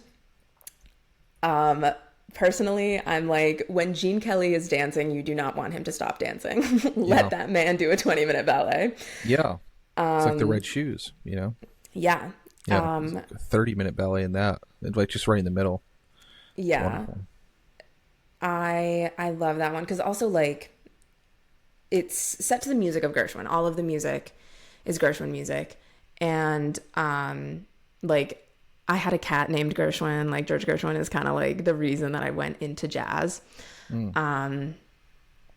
So it was a movie created for Elisabeth Waters, like Gene Kelly, George Gershwin, Paris. I was like, this is my movie. But we watched that. But like we also watched like the Muppets Treasure Island movie. That was part of Classic Movie Night. Is that good? I don't think I've seen that one. It's Tim Curry is fantastic in it. I would say Love Tim Curry. Up until Tim Curry enters the movie, I was kind of like, should we change it? But once Tim Curry gets there, you're like, oh, hell yeah. Like, this is awesome. Yeah. But I would say other Muppet movies are probably better. Like, The Muppets Christmas Carol is fantastic. And, like, The Muppets movie is great. I don't think I've seen a Muppets movie in probably 20 years. Yeah, that one. Probably when I was a kid. That's a good one. Rainbow Connection. Classic. Okay. I'm just writing all these down. Muppets Rainbow Connection. Hell yeah. Yeah, I should do a whole Muppet phase. That'd be cool. Hell yeah. This is going to be a weird question. Weird comparison. But when you brought up Gershwin, I'd be curious, again, because we just, the question, we just talked about, like, why don't they do this anymore? So there was again, this is going to be the weirdest analogy, but there's a Brazilian jiu-jitsu coach named, I don't know, for the viewers out there, I don't know how Brazilian jiu-jitsu coded you are, named John Donaher. And he's like this, like, he's like a very, like a genius or whatever you want to call him. Like his students have won like a whole bunch of competitions like in the last 10 years. And he like revolutionized a lot of stuff. And one thing he talked about was like, he doesn't necessarily perceive him, like he got perceived as using like a lot of new techniques or whatever, but he was saying like, well, actually what I was doing is like studying these older techniques and sort of bringing them into the modern age, these things that people have forgotten about, and sort of just like teaching, like kind of updating them and like bringing them into the modern era. And I think about that with if you're saying that, in your music, you like Gershwin and you like Ella Fitzgerald or like some of these stuff, but maybe in a way that like maybe not a lot of other modern artists maybe like take this sort of like kind of more forgotten style of music, I guess, and sort of bring it into the modern age. Like, do you perceive yourself as doing that, as like in any way self-consciously? Because I wonder, like, as soon as I saw Invention for Destruction, I was like, I should just rip this off. Like, because people would go nuts for this. If I made a movie that was like this, people would go nuts for it. It would make $1 billion. So why don't I just do that, I was thinking, it's funny that you were saying that Fool's Fire would be a good music video inspiration, because the whole time I was like, how plausible is it that I could make a music video based off of this set design for Invention for Destruction? Because like, God, that'd be so cool. But I don't do it on purpose, bringing like an old school kind of sound. It is just like, because my influences are what they are, it just kind of happens. But I do get a lot of people saying to me like that at my shows, they feel like I should be having like an old timey microphone and stuff like that. And I talk a little bit about it. Like I've made a few videos about why it is that people think that about my music. And it's very funny because I do think it all boils down to one chord progression, and it is the 2/5. It's like, people call it like the jazz cadence. It's like if you're in the key of C, C is your 1, and then like D is 2, E is 3, F is 4, G is 5, etc. And going from like a D minor to a G7 to a C is like the 2-5-1 progression, and that is very, very 40s jazz. And it is a sound that I love. I think it sounds like you're being wrapped up in a blanket, and especially because like you can I'm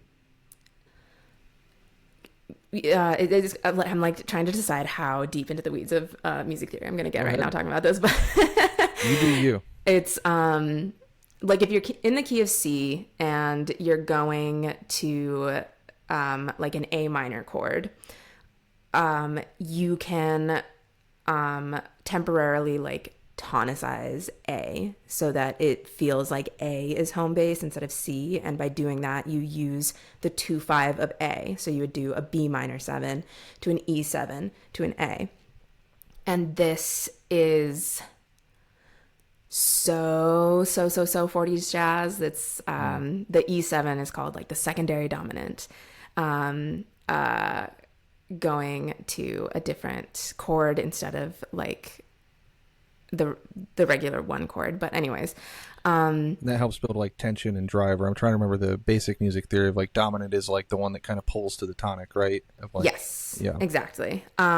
This like resolving down of fifths, if you ever heard of like the circle of fifths, like this is all related to that. Where like in classical music, you're going to get a 4/5/1 cadence. That is like the sound that you would typically hear. Whereas like jazz is like a 2/5/1. And then like pop music, they don't really use cadences that much. It's much more, because people in pop music will typically loop chord progressions. You don't really need the cadences, which are like the end of a phrase or whatever, because like it just kind of keeps going. So this sound of like the 2/5/1 is not as common in modern pop music. It exists, but it's it makes a modern ear think of an older sound, and it is a sound that I love and that a lot of musicians that I work with think is corny as hell. And I'm just like, whatever, like, so I'm a little corny. yeah. Who cares? It sounds good. It sounds good. I think so too. And I think something that really changed the way that I think about like how I think of my own music, like, oh, is my music corny or whatever? Like, who cares? I watched this documentary about the Carpenters where someone was talking about like they were talking to their friends about the Carpenters, and their friend was like, ugh, like the Carpenters, like they're so vanilla. And this guy was like, well, yeah, but like what an exquisite flavor vanilla is. And I'm like, Yeah. hell yeah, absolutely. Like That's a great way to put it. Like sometimes you want that. Yeah. Yeah, that's interesting in light of the melodrama. I'm planning on making a video about this. Might be out before you listen to this episode, but I think there's at least in like, to go back to the way early conversation about melodrama, I didn't realize that there is good melodrama and bad melodrama. As someone who's like kind of relatively later arriving to it in life, like there's a difference between like Cleopatra and like a soap opera or something like that. Not to be pejorative on soap operas, I'm sure there's like good soap operas, bad soap operas, but I don't think a lot of people get exposed to classic Hollywood level melodrama a ton nowadays in a way that like probably some of it would seem corny, like if you do like, you know, the sweeping music to The Thing or whatever. I would probably think of it in the same way, but Twin Peaks is probably like the most one. But people love Twin Peaks, and I think people love Twin Peaks, I think aside from like the surreal stuff, they love it for just like it's a nice high school story and like people have these big emotions and like whatever. But David Lynch loved old melodrama as much as he loved anything surreal. He just loved all the classic movies. Yeah, I think about that. That's good to... Yeah, vanilla is a good flavor. That's a great way to put it. I mean, you add vanilla to so much to add depth and richness. It's really... It is an exquisite flavor. Yeah. I think as long as you care, but like one of the best... Not to put myself in the comparison of people eating food from this movie, one of the best dishes I ever had at anything was just olives and olive oil at like this like restaurant, this Portuguese restaurant out in San Jose. It was like the first course, and I was like, This is crazy because it's just olives. It's like, but it's just like, oh, the guy cared about whatever an olive tastes like more than anybody's ever cared about what an olive tastes like. Yeah. Olives are good. Olives are so good. You like olives? I Now this is love the olives. Let's get into Yeah. olive talk. Olive talk. Which I recently bought some from Costco that I didn't really like. They were like stuffed with these things. I'm weird on them. I like green olives and I like a good fresh one. But I feel like Stella a lot of the Vetrana cans. is Stella my Vetrana? olive. Yeah. Okay. Yeah, this is But now I an love a olive black podcast. olive. Yeah. I like green olives on pizza. Love it. Interesting. I don't know if Yeah. I've ever had that. Yeah, and I also really like there's a Cuban place near me randomly in East Tennessee that does they always put like an olive in like their rice and beans. I was like, I wish there was like 20 olives in here. They put like a little olive slice. So my mom is her family is from like New Mexico, like from like before the border crossed New Mexico and New Mexico became part of the New United Mexico States. territory. Yes. I'm always like kind of feeling weird about being like, yeah, we're Mexican, but like I feel weirder about being like we're indigenous American because that does not seem like I could claim that, but Yeah. we're something. But we Something have from like the Southwest. yeah, so there's like I didn't know this, that there is a specifically New Mexico style of like making enchiladas that is like different than most like Mexican restaurants. And it's like you like soak the tortillas in the enchilada sauce before rolling up the enchiladas themselves. And I don't know, it makes it like it's almost like custardy, like the way that it turns out. And something that I don't normally see at Mexican restaurants is black olives on red enchiladas. And I don't know if maybe I'm just not going to the right Mexican restaurants, but it's something that like my mom's enchiladas would always have and would have black olives like cut up in there. And I don't know, that's like what I think of when I think of enchiladas. But Yeah. I love the black olive. yeah, Making me hungry. So Olive let's talk. get in. So let's get into some fits and shots. So, okay, so we are at Fool's Fire. I think this is now morphed into fits and shots. So we're gonna do fits and shots. So we start off with Fool's Fire, and I think it's a little rat eating a leaf or something. yeah, Right? yeah, it is. I love that. It's so Already cool. the color. I mean, we've talked about this already, but like this needs an HD, like a 4K re-release. Because like I bet you the color on this leaf especially would be so tremendous. Speaking of rats, though, I loved the rats in Invention for Destruction, the cute little Yeah. like machine rats. Yeah. I was like, that's adorable. They were so good. I love those. Yeah. So we get into the rat eats the leaf, and then we see this like. I was interested. Do you think like the plainness of this, like, is this? I kind of got like, I think the classic almost thing was like, rich versus poor. I generally tend to look through a lot of movies of like class-based exploitation, right? But this is like a very simple living. I love the fits in here. Yeah. But yeah, to your point earlier that you said they're all little people. It's like more simple, and then there's like they get taken. Yeah. Yeah. Very much like I think rich versus poor coded. Did you get that vibe from this? Yeah, definitely, for sure. I think it very much what like the opulence that the wealthy were living in. It seemed like sorry, my dog broke into this room with her big ass noisy cone that she's wearing, and I'm like she's being noisy. But yeah, it definitely felt like those people are rich because of the squalor that these people are living in. You know what I mean? Like it was like these are connected.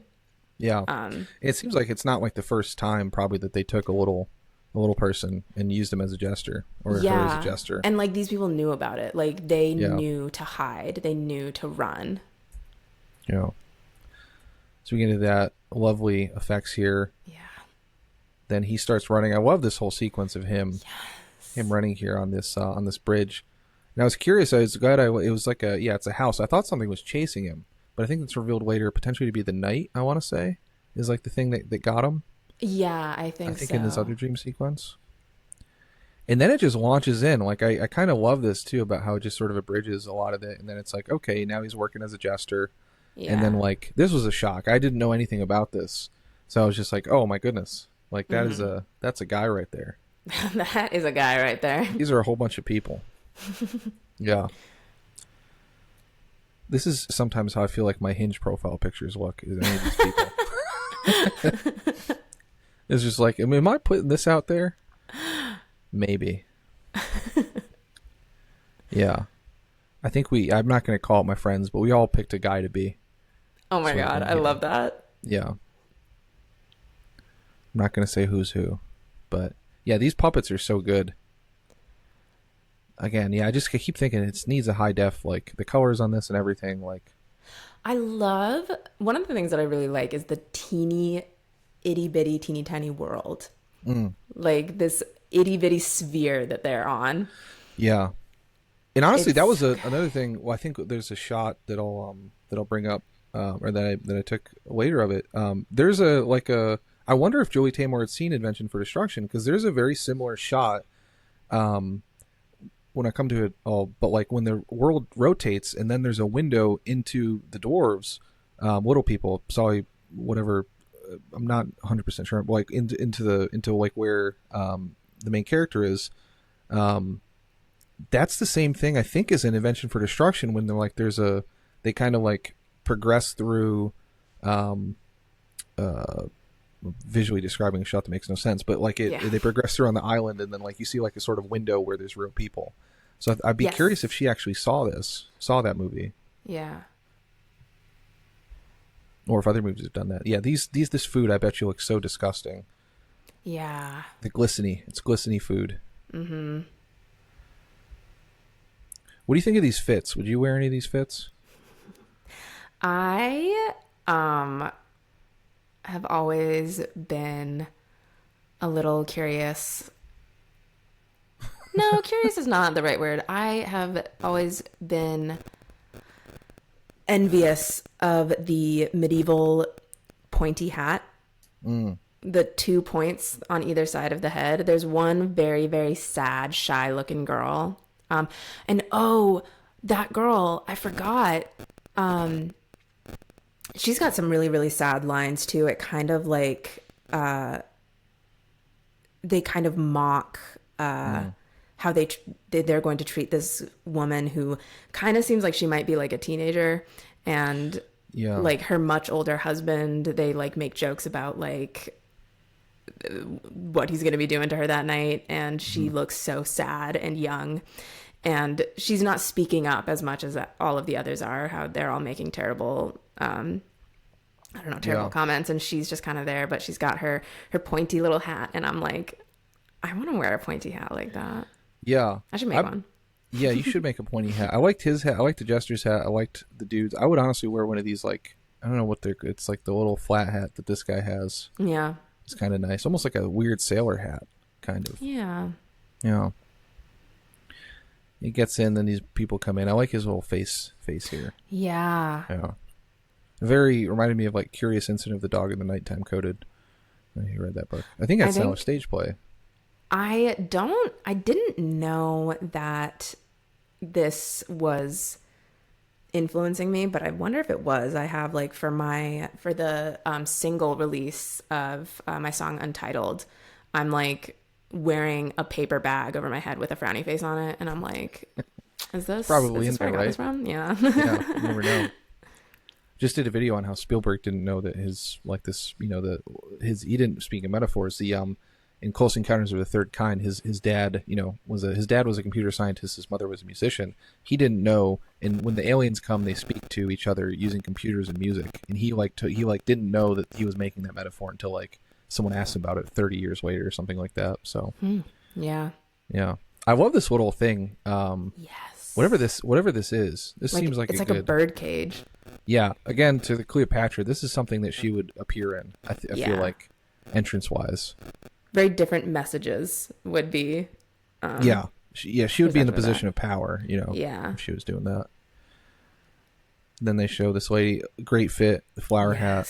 My God, the feathers are incredible. Feathers are good. It's because it's so gorgeous, but like so sad because like it was not her choice to be like that. Like the glamour that is like forced upon her. Like, yeah, wow. Yeah. And I thought this was honestly like they someone had said once about David Lynch's stuff that like he deals with a lot of themes of like intimate partner violence or assault, but he always does it from like a victim's perspective first. I thought this movie did really well. Like they definitely play up and portray, not play up, but like they definitely, like, the movie is aware that these are little people, but like they shoot this, like she shoots this woman with a lot of care, and like, it's not like trying to call out how little she is in a pejorative or negative sense. I thought, right? I think it's like she looks really good in this dress in a way that's like, I think Tamor finding the beauty in it. I think that is also really emphasized by the fact that they are the only humans in this movie, is that like we are viewing them as the people, even though the other people in their world don't. Yeah. Yeah. Yeah. Yeah, absolutely. And I think, because she puts them with these like very, very grotesque characters. Yeah. Who are acting even more grotesque than they look. The metaphor, I don't know if I got it, but yeah, the guy's neck that pops up and then he starts chopping the wood. Oh God, and go down. Yeah. Rick liked it. And then the play with the shadows. Yes. Yeah. Finding sort of the strength in it, I thought was very, very nice. Oh, here's your scene. Yeah, so music video planning. Yeah. Maybe you're in his or her position, walking across the table. We'll get me and a bunch of my friends, I guess. We can play these parts. We'll play these parts. Yeah. Whatever stuff. Yeah, I don't know if you have a song that has like a flashback, because he's got the flashback in this, right? This is where he's flashing back to getting caught. Yeah. The trauma. Yeah. Yeah, was this night? So this night was the one that was catching him, I guess, right? Which they don't show at the beginning of the thing. Right. I was hoping this would be the night riding in, being like successful. Like, I guess I don't know. You've probably seen this like 100 times. It sounds like from your thing, right? Yep. So was this like? I guess maybe when you first watched it, or like at any point, did you think like this was the night sort of coming to save and maybe coming to rescue them? Because I thought that might be an interesting metaphor too, for like speaking of an othered person. It's like, most movies going back like 100 years, it's like if you're an othered person, or if you're a little person or whatever, the cops come and save you. But obviously, as we know, that's not necessarily the case in real life, where they might be more of the people that are actively helping suppress, not to get too political, but yeah. I guess when you first watched, do you remember a point and ever thinking like, oh, he's coming to save him? Or you always think like, oh shit, he's coming I think I'd read the story beforehand, so gotcha. Right. I don't think I really plot wise I wasn't too surprised. I think maybe like this, because it's a white knight, right? Like, yeah.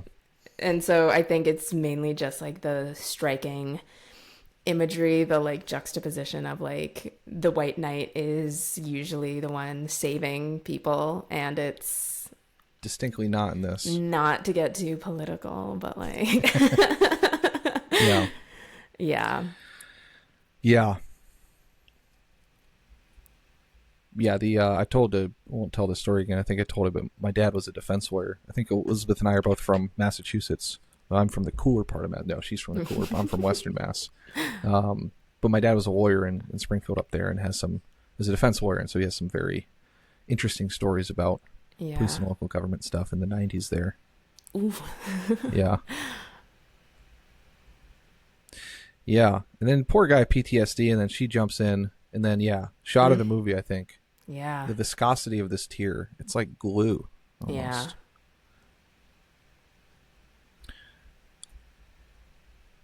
Poor guy.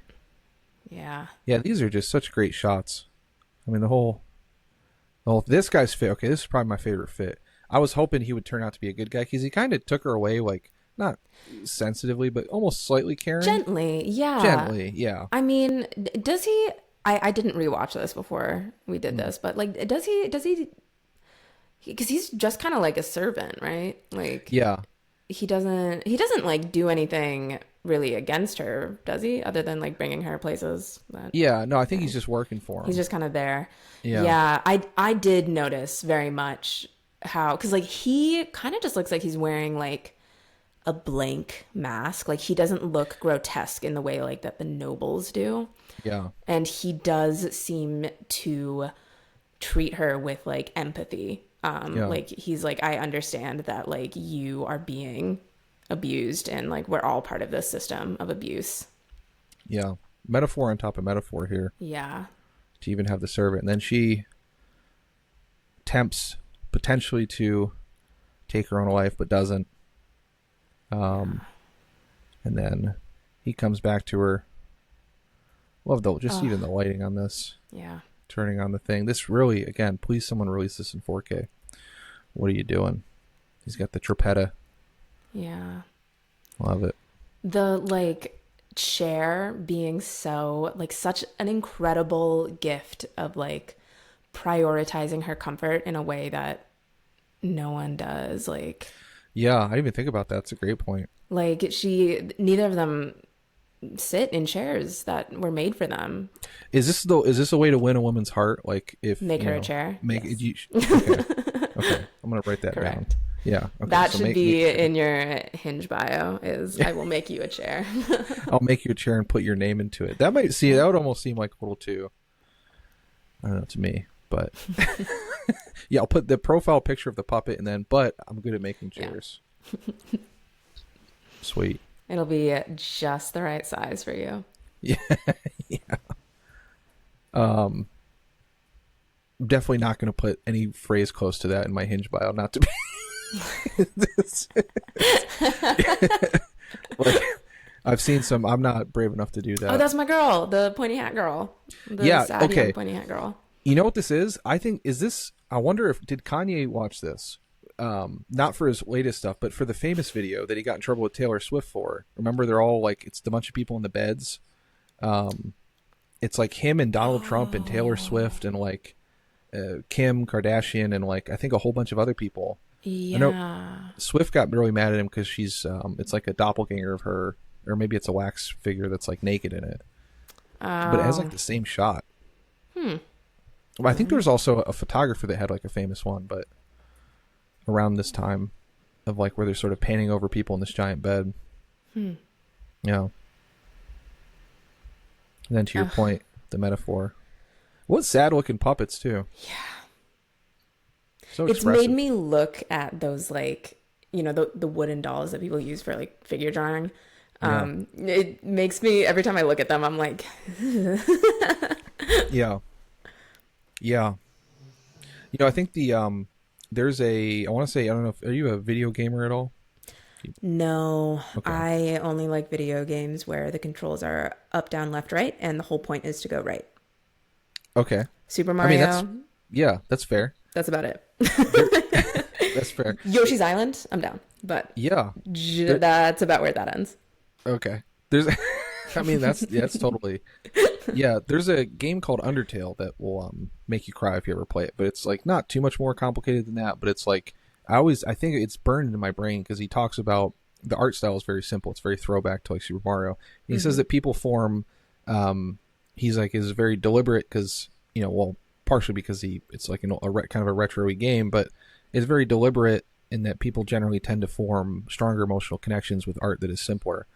And I wonder about that in light of this, because this is like a very simple, like the metaphor here is like relatively simple, and the puppet design is simple, and it's like a wooden figure and like whatever that. But like I probably felt bad more for these puppets than I have for like many humans in many movies, like where they're like trying to like be, oh, I'm dying or this or that, the other thing. But it's just like I see this puppet laying here, I'm like, my heart's breaking just looking at this, Yeah. Hear the rats, at least one rat. Yeah, both movies had rats. Mm-hmm. Here's a little Teeny Tiny World. Yeah, and then they do. This is the shot I was talking about. We're in the middle. Yes, yeah. I think there's a similar shot in Invention for Destruction where in the tower. I think you're right, and it is like it's this visual thing of like, not caring about the perspective of like foreground, middle ground, and background in like the amount of detail. Like it's a very striking thing to do. Yeah. And I usually like it. Yeah, that's an interesting point too. Yeah. I know you were saying that you haven't really seen any Disney movies, but like if you ever watch Sleeping Beauty, the style of that is so fascinating to me because they took reference from a lot of like medieval illuminated manuscripts. And so you'll see like trees way in the background. All of the leaves are like detailed and beautiful, and like there's a lot of like vertical lines the way that there are in like the old medieval manuscripts, but like the stylization is like so cool. And I was always fascinated by that one when I was younger. And I think that is part of why I really like when stuff does this like the details For sure. don't matter whether they're foreground, middle ground, or background, but like I mean they do matter whether they're foreground, middle, and background. Yeah. Anyways, Absolutely. sorry. No, not at all. Small Disney tangent. Like I'm always looking. I probably at some point will watch them. I think for sure. But it's funnier the longer I go without having seen them. I think. I think that's pretty funny. But I would say that Sleeping Beauty is not one that a lot of people would recommend. I feel like that you should start with, but like visually, I think it is like a really cool one to pay attention to the art style too. Like that sounds great. It's cool. I love that stuff. And like the score is based off of like Tchaikovsky's Sleeping Beauty. Like I love Tchaikovsky. It's really cool. Yeah. But I feel like it gets a bad reputation because of the like the prince saves the princess and stuff. And it's like, yeah, look at the other stuff, please. Yeah. Yeah, I can get past that. Yeah. My mom, being the oboist, always played in a lot of Peter and the Wolf. So I love all the old which is not Tchaikovsky, right? It's Rachmaninoff, I want to say. I'm trying to remember someone like that. But I love all the Russian, 20th, 19th century stuff. Stravinsky. Isn't Fantasia is Stravinsky, right? I've always wanted to see that one. Yeah, I think so. Yeah, we go through. There's a guy again. There's your boy. Party is so visually striking. It's wow. Is this like how parties in Boston are at all, or like Los Angeles? I've not really. Okay, yes. These are what parties I throw look like. No. Okay. Right down to people getting burned and. That's right. Yeah, this hat I love. Yeah, the fan hat. Mm-hmm. Yeah, the fan hat's great. It was honestly hard to even clip on it because like this is such a motion heavy scene. Yeah. Such beautiful staging, and then I love the metaphor of him putting on the mask. It's like the power inversion, right? Of him putting it on. What a great sequence. Yeah. Are people just generally well and freaked out by the sequence when you show it to them? Just setting all these people on fire? Yeah. Do you take a pleasure in that? Kind of, is that like, it's fun to show people. I always think it's fun to show people something that'll kind of, move them emotionally. Kind of freaky. Yeah. Well, let's see, but like if it's something really sad, I love showing people, I used to think it was like, oh, I like showing people stuff that'll freak them out or like whatever. But now I just think it's anything powerful emotionally, Yeah, something that'll make someone feel something. Yeah. For sure. Their creature that they fly away on. Yeah. While he's so like great. he's reciting the poem, the Edgar Allan Poe poem, the bells, bells, bells. So good. Yeah. I'm going to be honest with you. I remember almost zero dialogue at all from this movie. And not because it's bad at all, just because I was so like taken with the visuals that like, I had a hard time paying attention too much to the Invention for Destruction, the dialogue and everything, because I was just looking at everything else, and I had to be like, wait, hold on, what did they say? And go back. It's the strength of both movies, though. I think, right, is that you can both watch them with like the sound. I mean, the sound's great in both of them, but you can watch them like not reading anything or listening to any of the dialogue or stuff, and just experiencing the sensory experience. Yeah. I wonder if that'll come back at all. I feel like it should come back.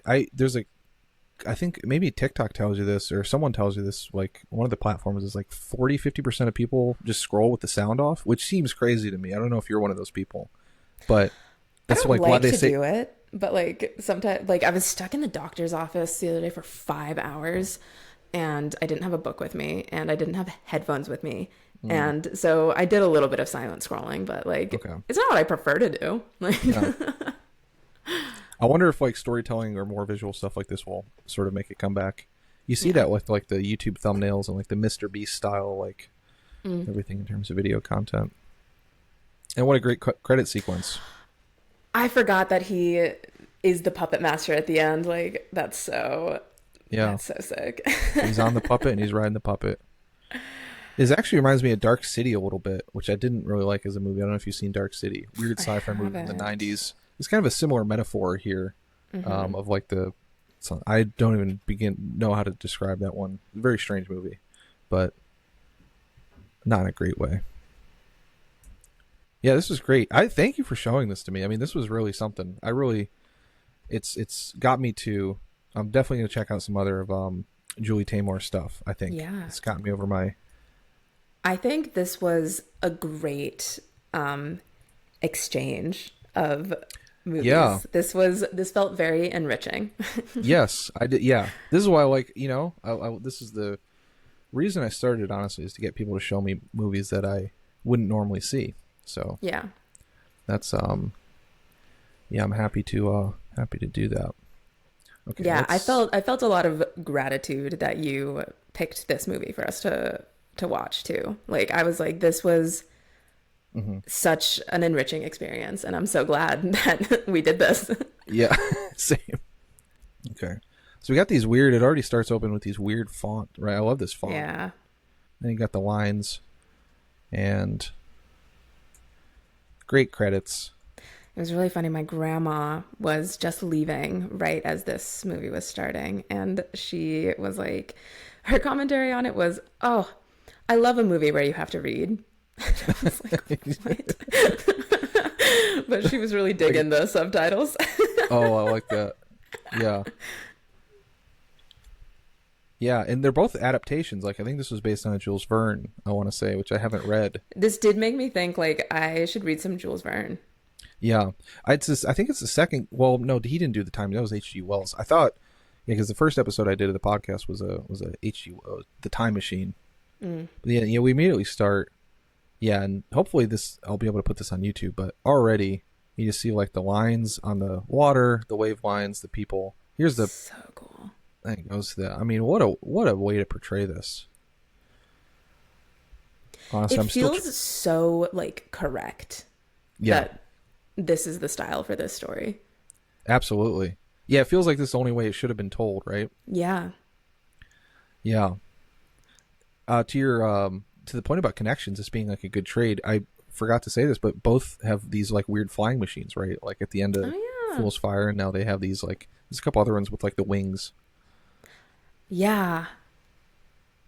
I love this whole time machine. This was like, I think it's like 80 minutes, so highly recommend this if you're out there listening. Both movies, you could do both of these in like 130 minutes or something like that. It was like a little over 2 hours. But yeah, me and my buddy just kept going like for all 80 minutes.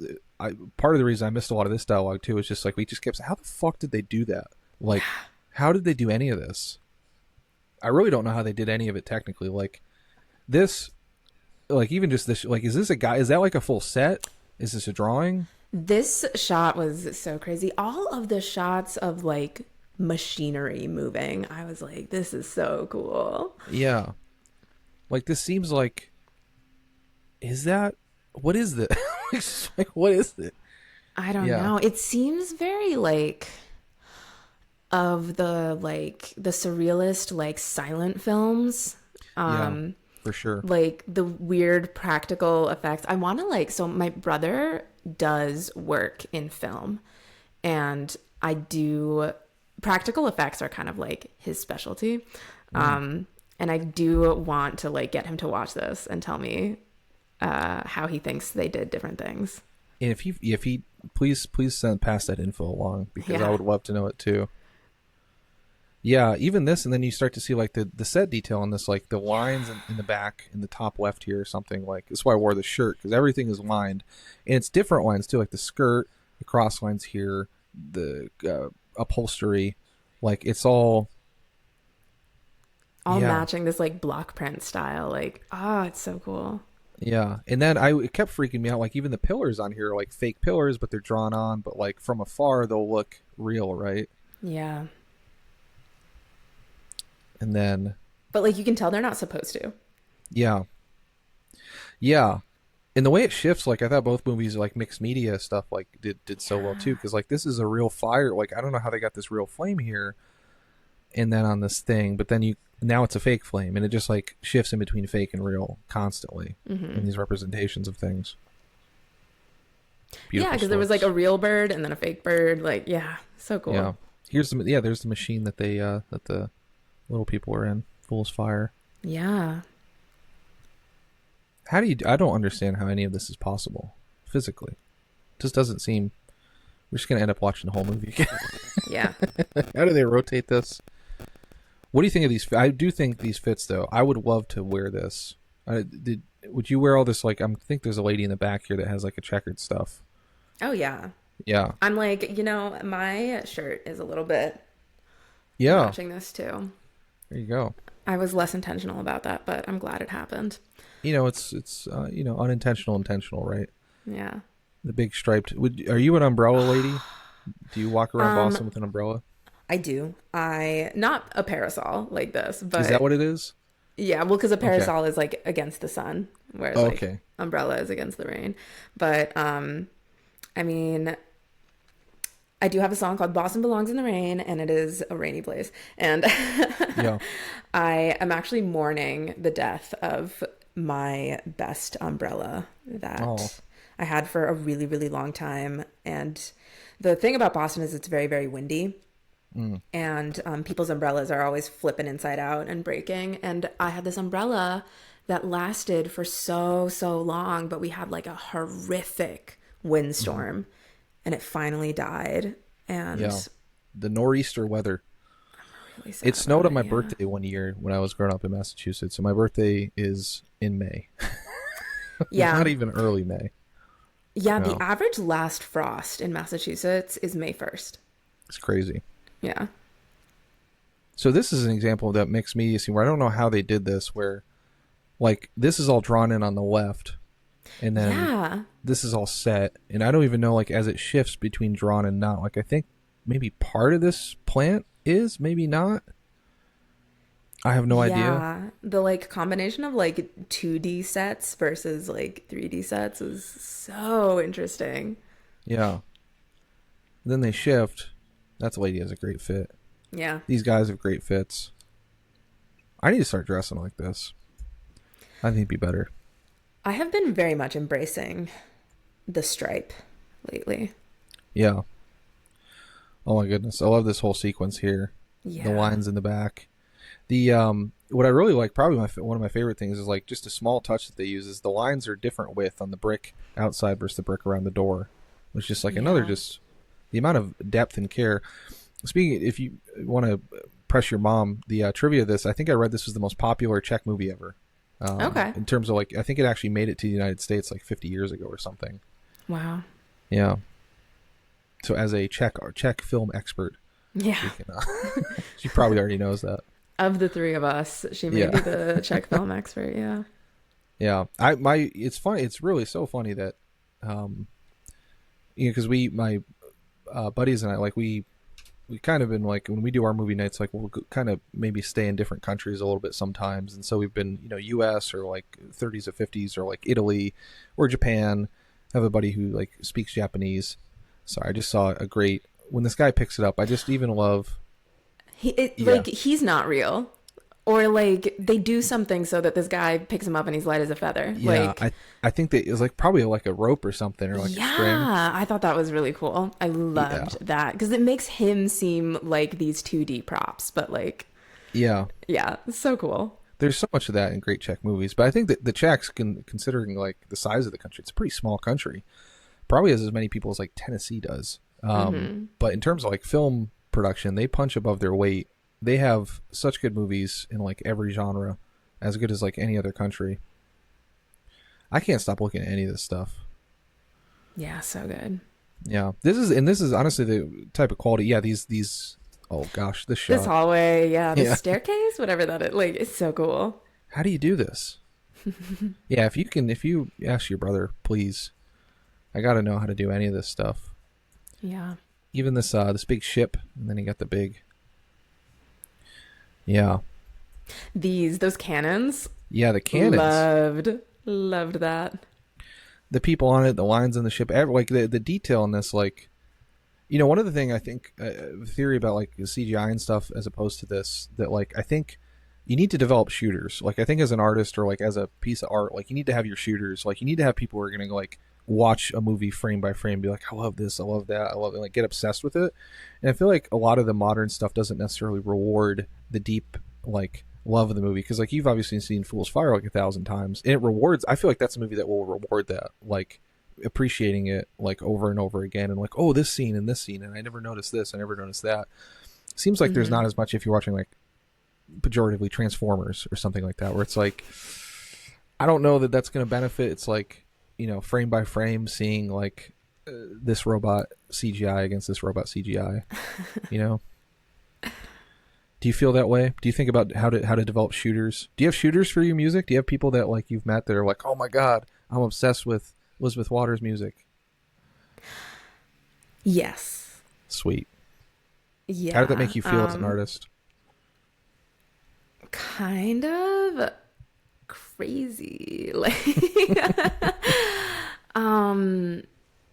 I had these like projects that I'm like, I'm not gonna advertise them too much because I'm not even gonna say where you can find it, but like it's music that I made like in the middle of the night, singing into like really quietly into like my headphone microphones, and just kind of was like messing around on like GarageBand, and I like put these songs somewhere, and when I would try and take them down, like I wasn't expecting anyone to listen to these, like, and people just like found them, and all of a sudden I had like thousands of people listening to them, and I would try and take them down, and people would be like, this song is the reason that I didn't kill myself. I mean, wait, should we edit that? This song is the reason that I didn't unalive myself.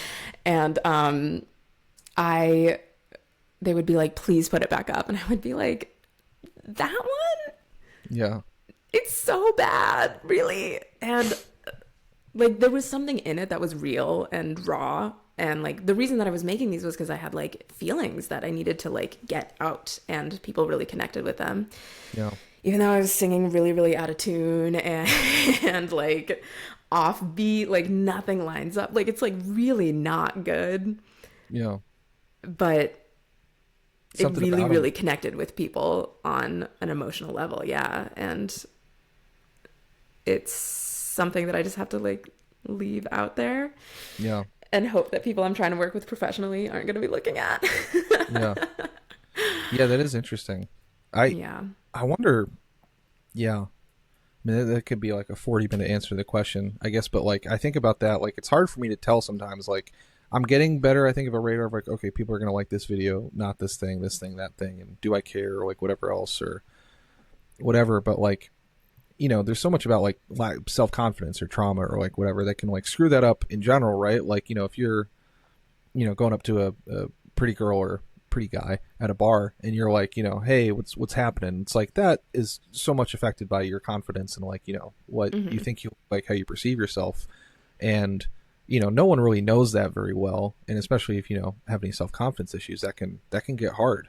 Yeah. I don't know if there's knowing that I'm not trying to keep you here for another 6 hours, but I guess like, do you find that you have a better radar for that, like as you've gotten older, or do you think like more experience with like, you know, people like I kind of know more what people are going to connect to, like, or were you able to more tell like the hits on your latest song? Nope. Not even a little bit. When it comes to videos that I make, I mean, we did know that Honey was going to be the song of the album. We did push Honey a lot because we knew that one was the one. But like other ones, I'm always surprised. Whenever I post a video, I never know which one is gonna blow up. and take over.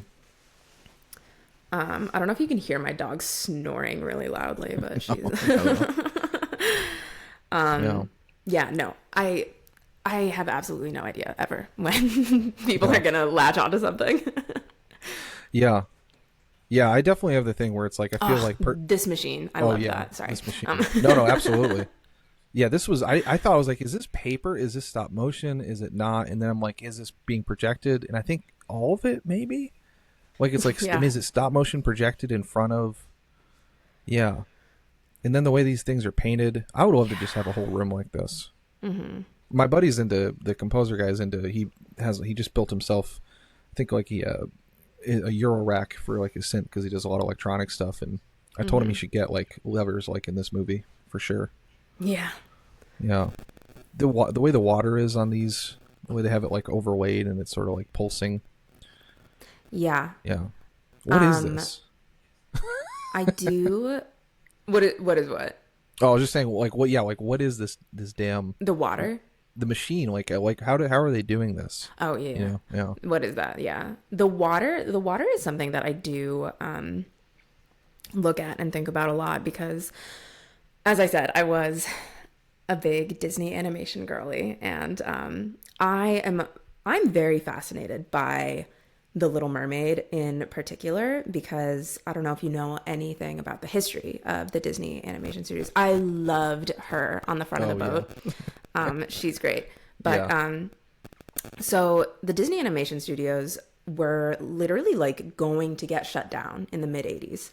They were not producing hits. They weren't making money, and they got kicked off of their lot. Like they were gonna get shut down. And then The Little Mermaid came out, and it was, it like turned everything around. And The Little Mermaid in particular, like I would watch a lot of stuff about it and how they worked on creating the water effects and how they studied like Pinocchio. In Pinocchio, there's the whole thing where Pinocchio goes underwater and tries to save Geppetto from the belly of the whale.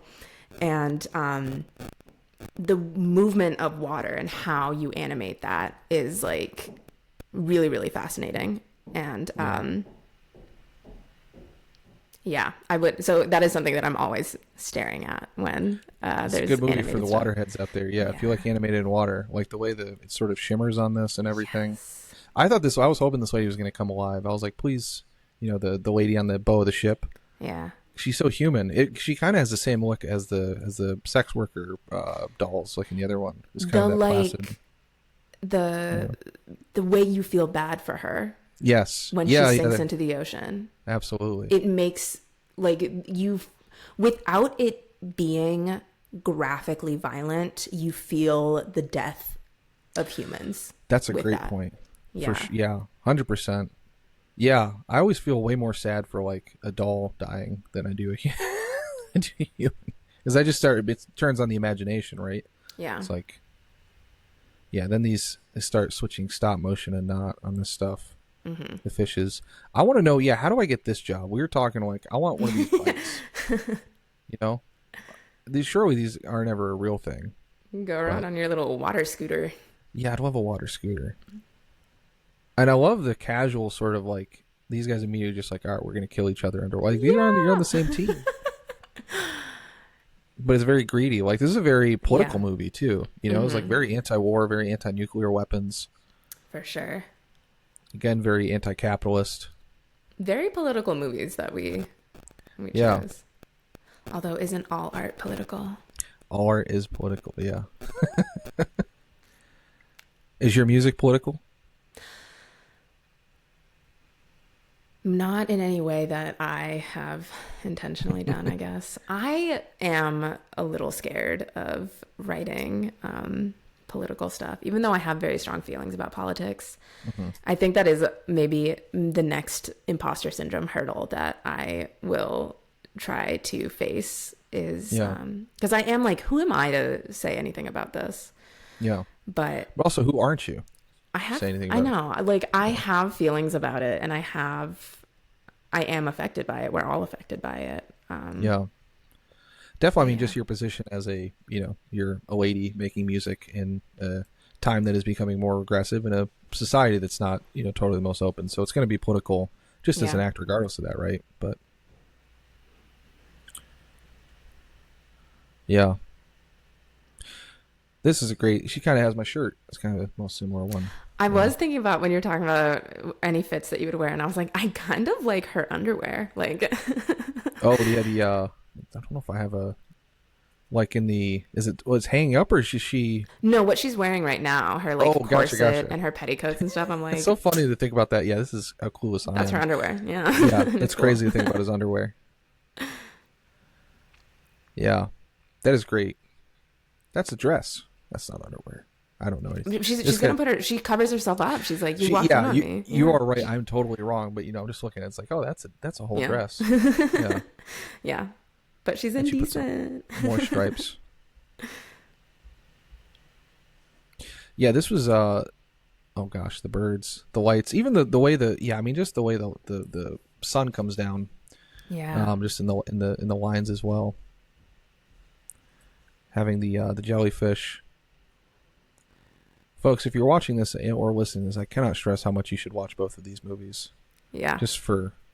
Okay, so I think this was the shot, maybe, maybe it was later, where they sort of show the person in the little window. Yeah, they put him in this little house, and then this is the craziest shot in the movie. They played, I think, this one a couple times. So yeah, we like zoom in. There we go. It's kind of a little bit. But then, to your point about the 2D and the 3D, like, I don't understand how this is physically possible to do. I don't understand how any of this, and I think some of this is real, but it's made to be 2D. Yeah. But then it's maybe not, because then it ends like now this is drawn on, I think. Like the stuff in the foreground. Yeah, I don't know. Yeah. It's but then such like that a wall striking image. Yeah. Yeah. I think the ceiling here is drawn, but then the wall's real. I'm almost glad it had like, I mean, it did have a plot and like I was following along with it, but I'm glad it wasn't like something I needed to really read closely because I was just looking at anything but the subtitles the whole time. You know?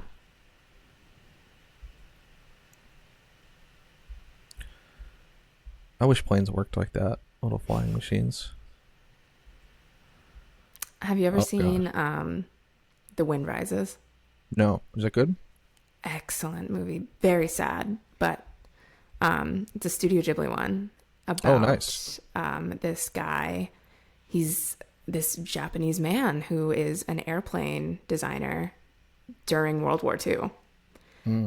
And so like all of what that means, like it's about this man who just loves aircrafts and designing aircrafts and all of his big dreams about making beautiful flying machines and the horrors of what they're used for.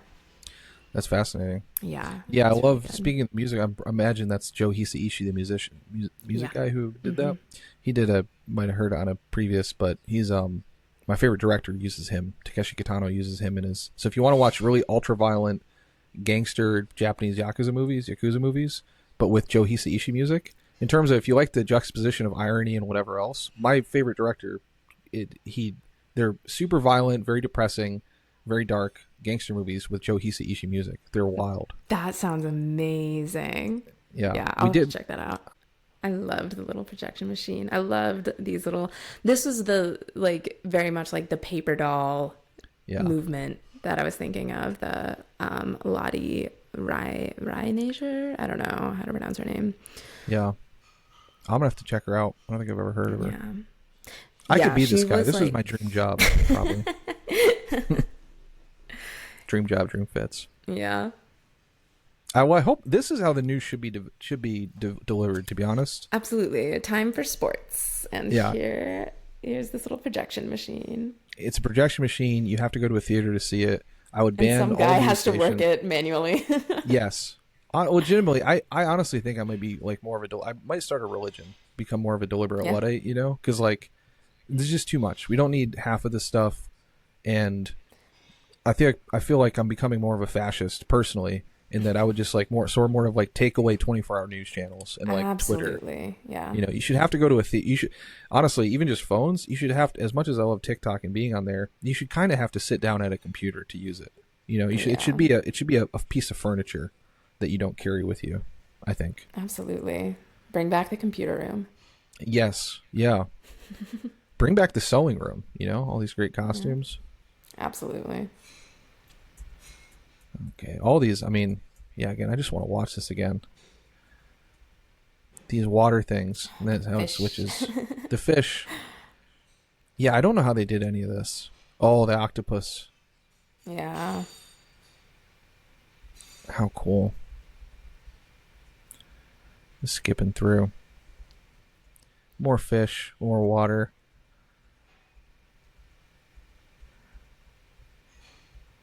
I was so scared for our guy. Yeah. Oh, absolutely. I did love this I thing. was like, my man. Yeah. I know. The ship. His little paddles. Yeah, it's such a cute ship. It kind of has like a top hat too, like almost. It's like also a formal ship. It's like a very I twee. think it being like a little creature, a little fish, again, makes it so that when it gets pierced, you feel... Oh, so sad. Yeah. Yeah. Well, because also he's the only one you see swim out of it too. So it's, again, you're not seeing violence, but like you are going to feel bad about that little fish ship. And I think it parallels like without being gory, people died. Yeah. Excuse me. There's a whole thing I think that could be said about like the technology of like ships should look like this. If you're a submarine, should have to look like this. I feel like there'd be probably slightly less war if submarines had, you know what I'm saying? If submarines had to be like little kind of twee fish things, and we'd probably treat them better, I wonder too, now that we're talking about like war and submarines and stuff like that, the like all the stripes, the dazzling camouflage that British ships would use. Are you familiar with this? I don't know that I do know that. It's like stripes, like crisscross stripes, and it was supposed to make it so that German submarines would have a harder time aiming at them. I'm looking at that now. That's crazy looking.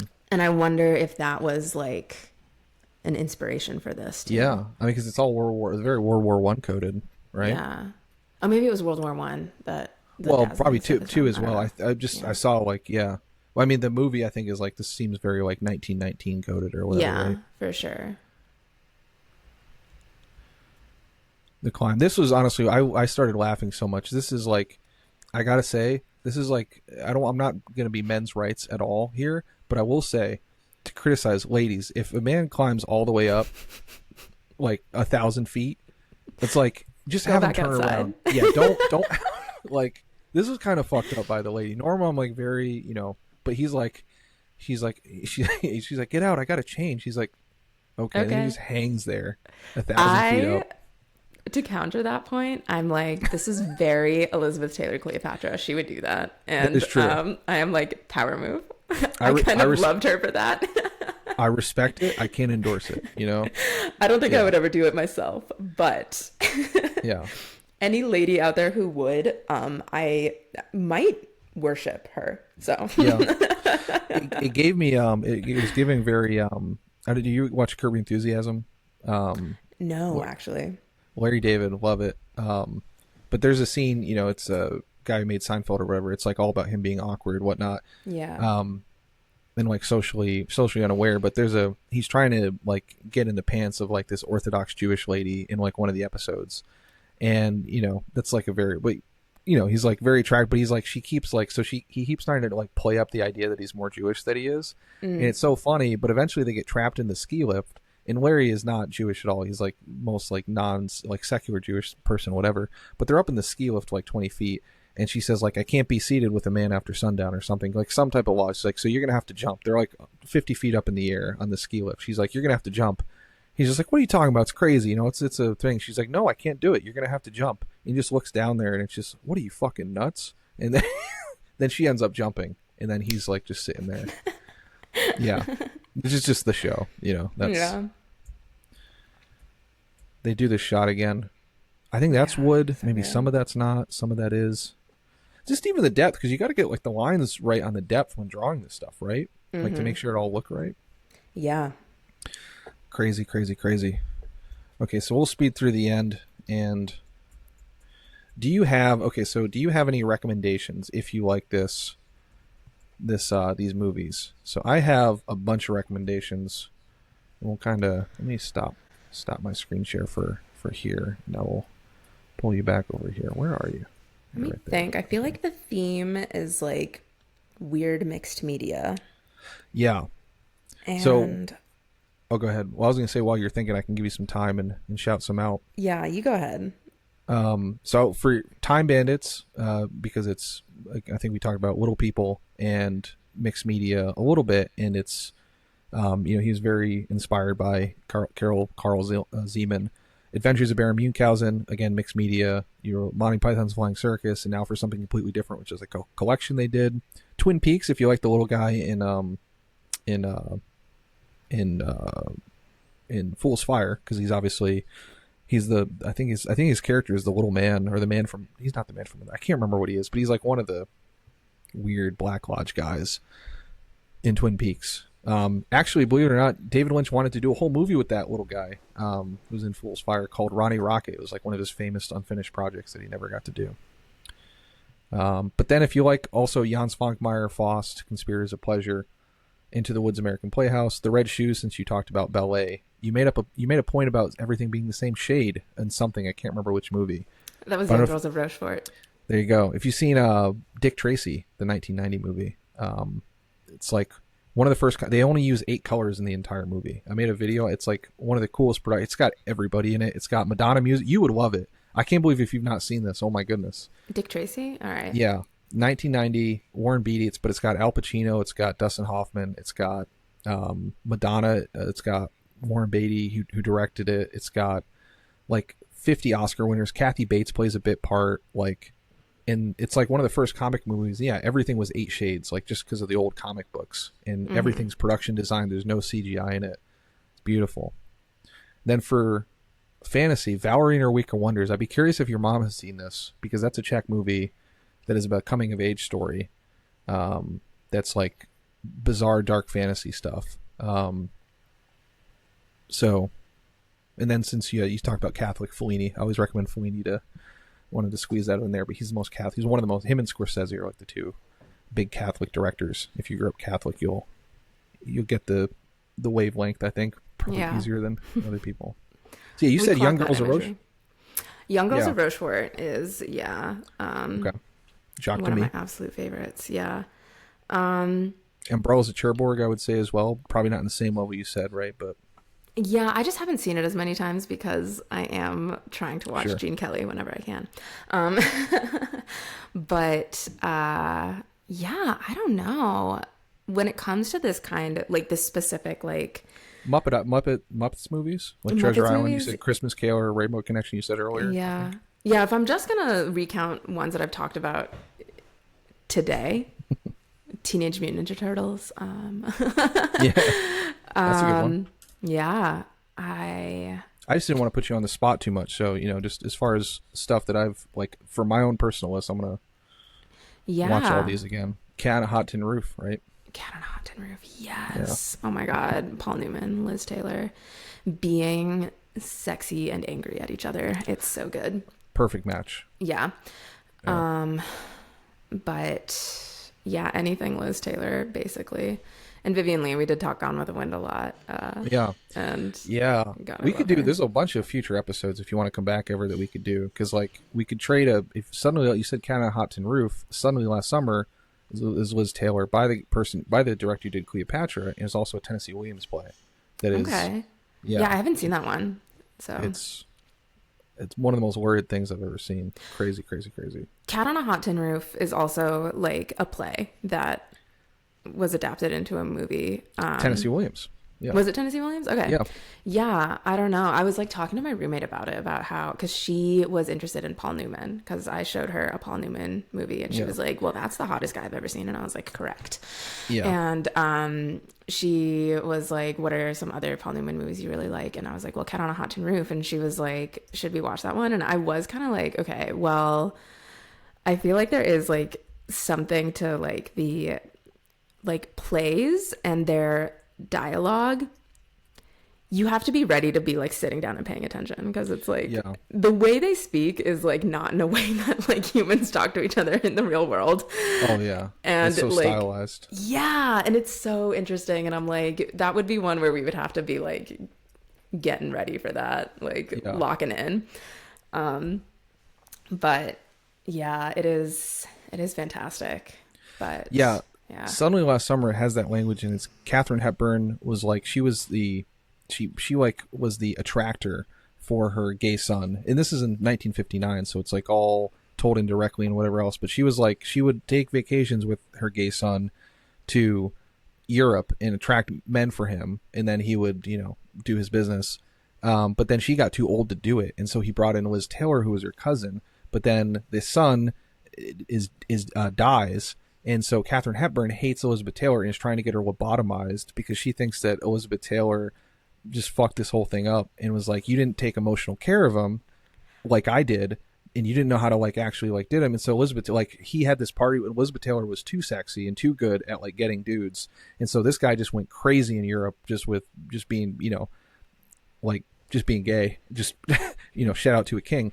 And, he dies, and then the movie opens up with Katharine Hepburn is trying to get Monty Clift to lobotomize Elizabeth Taylor. She's like, don't ask any more questions. He's like, I want you to like take her brain out, basically. Yeah, mess up her brain. Yeah, and so Monty Clift, he's like a reality TV show host through the whole. It's the most reality TV show host. If you like reality TV, he is the most reality TV host character I've ever seen in anything, where he's just like causing drama the whole movie.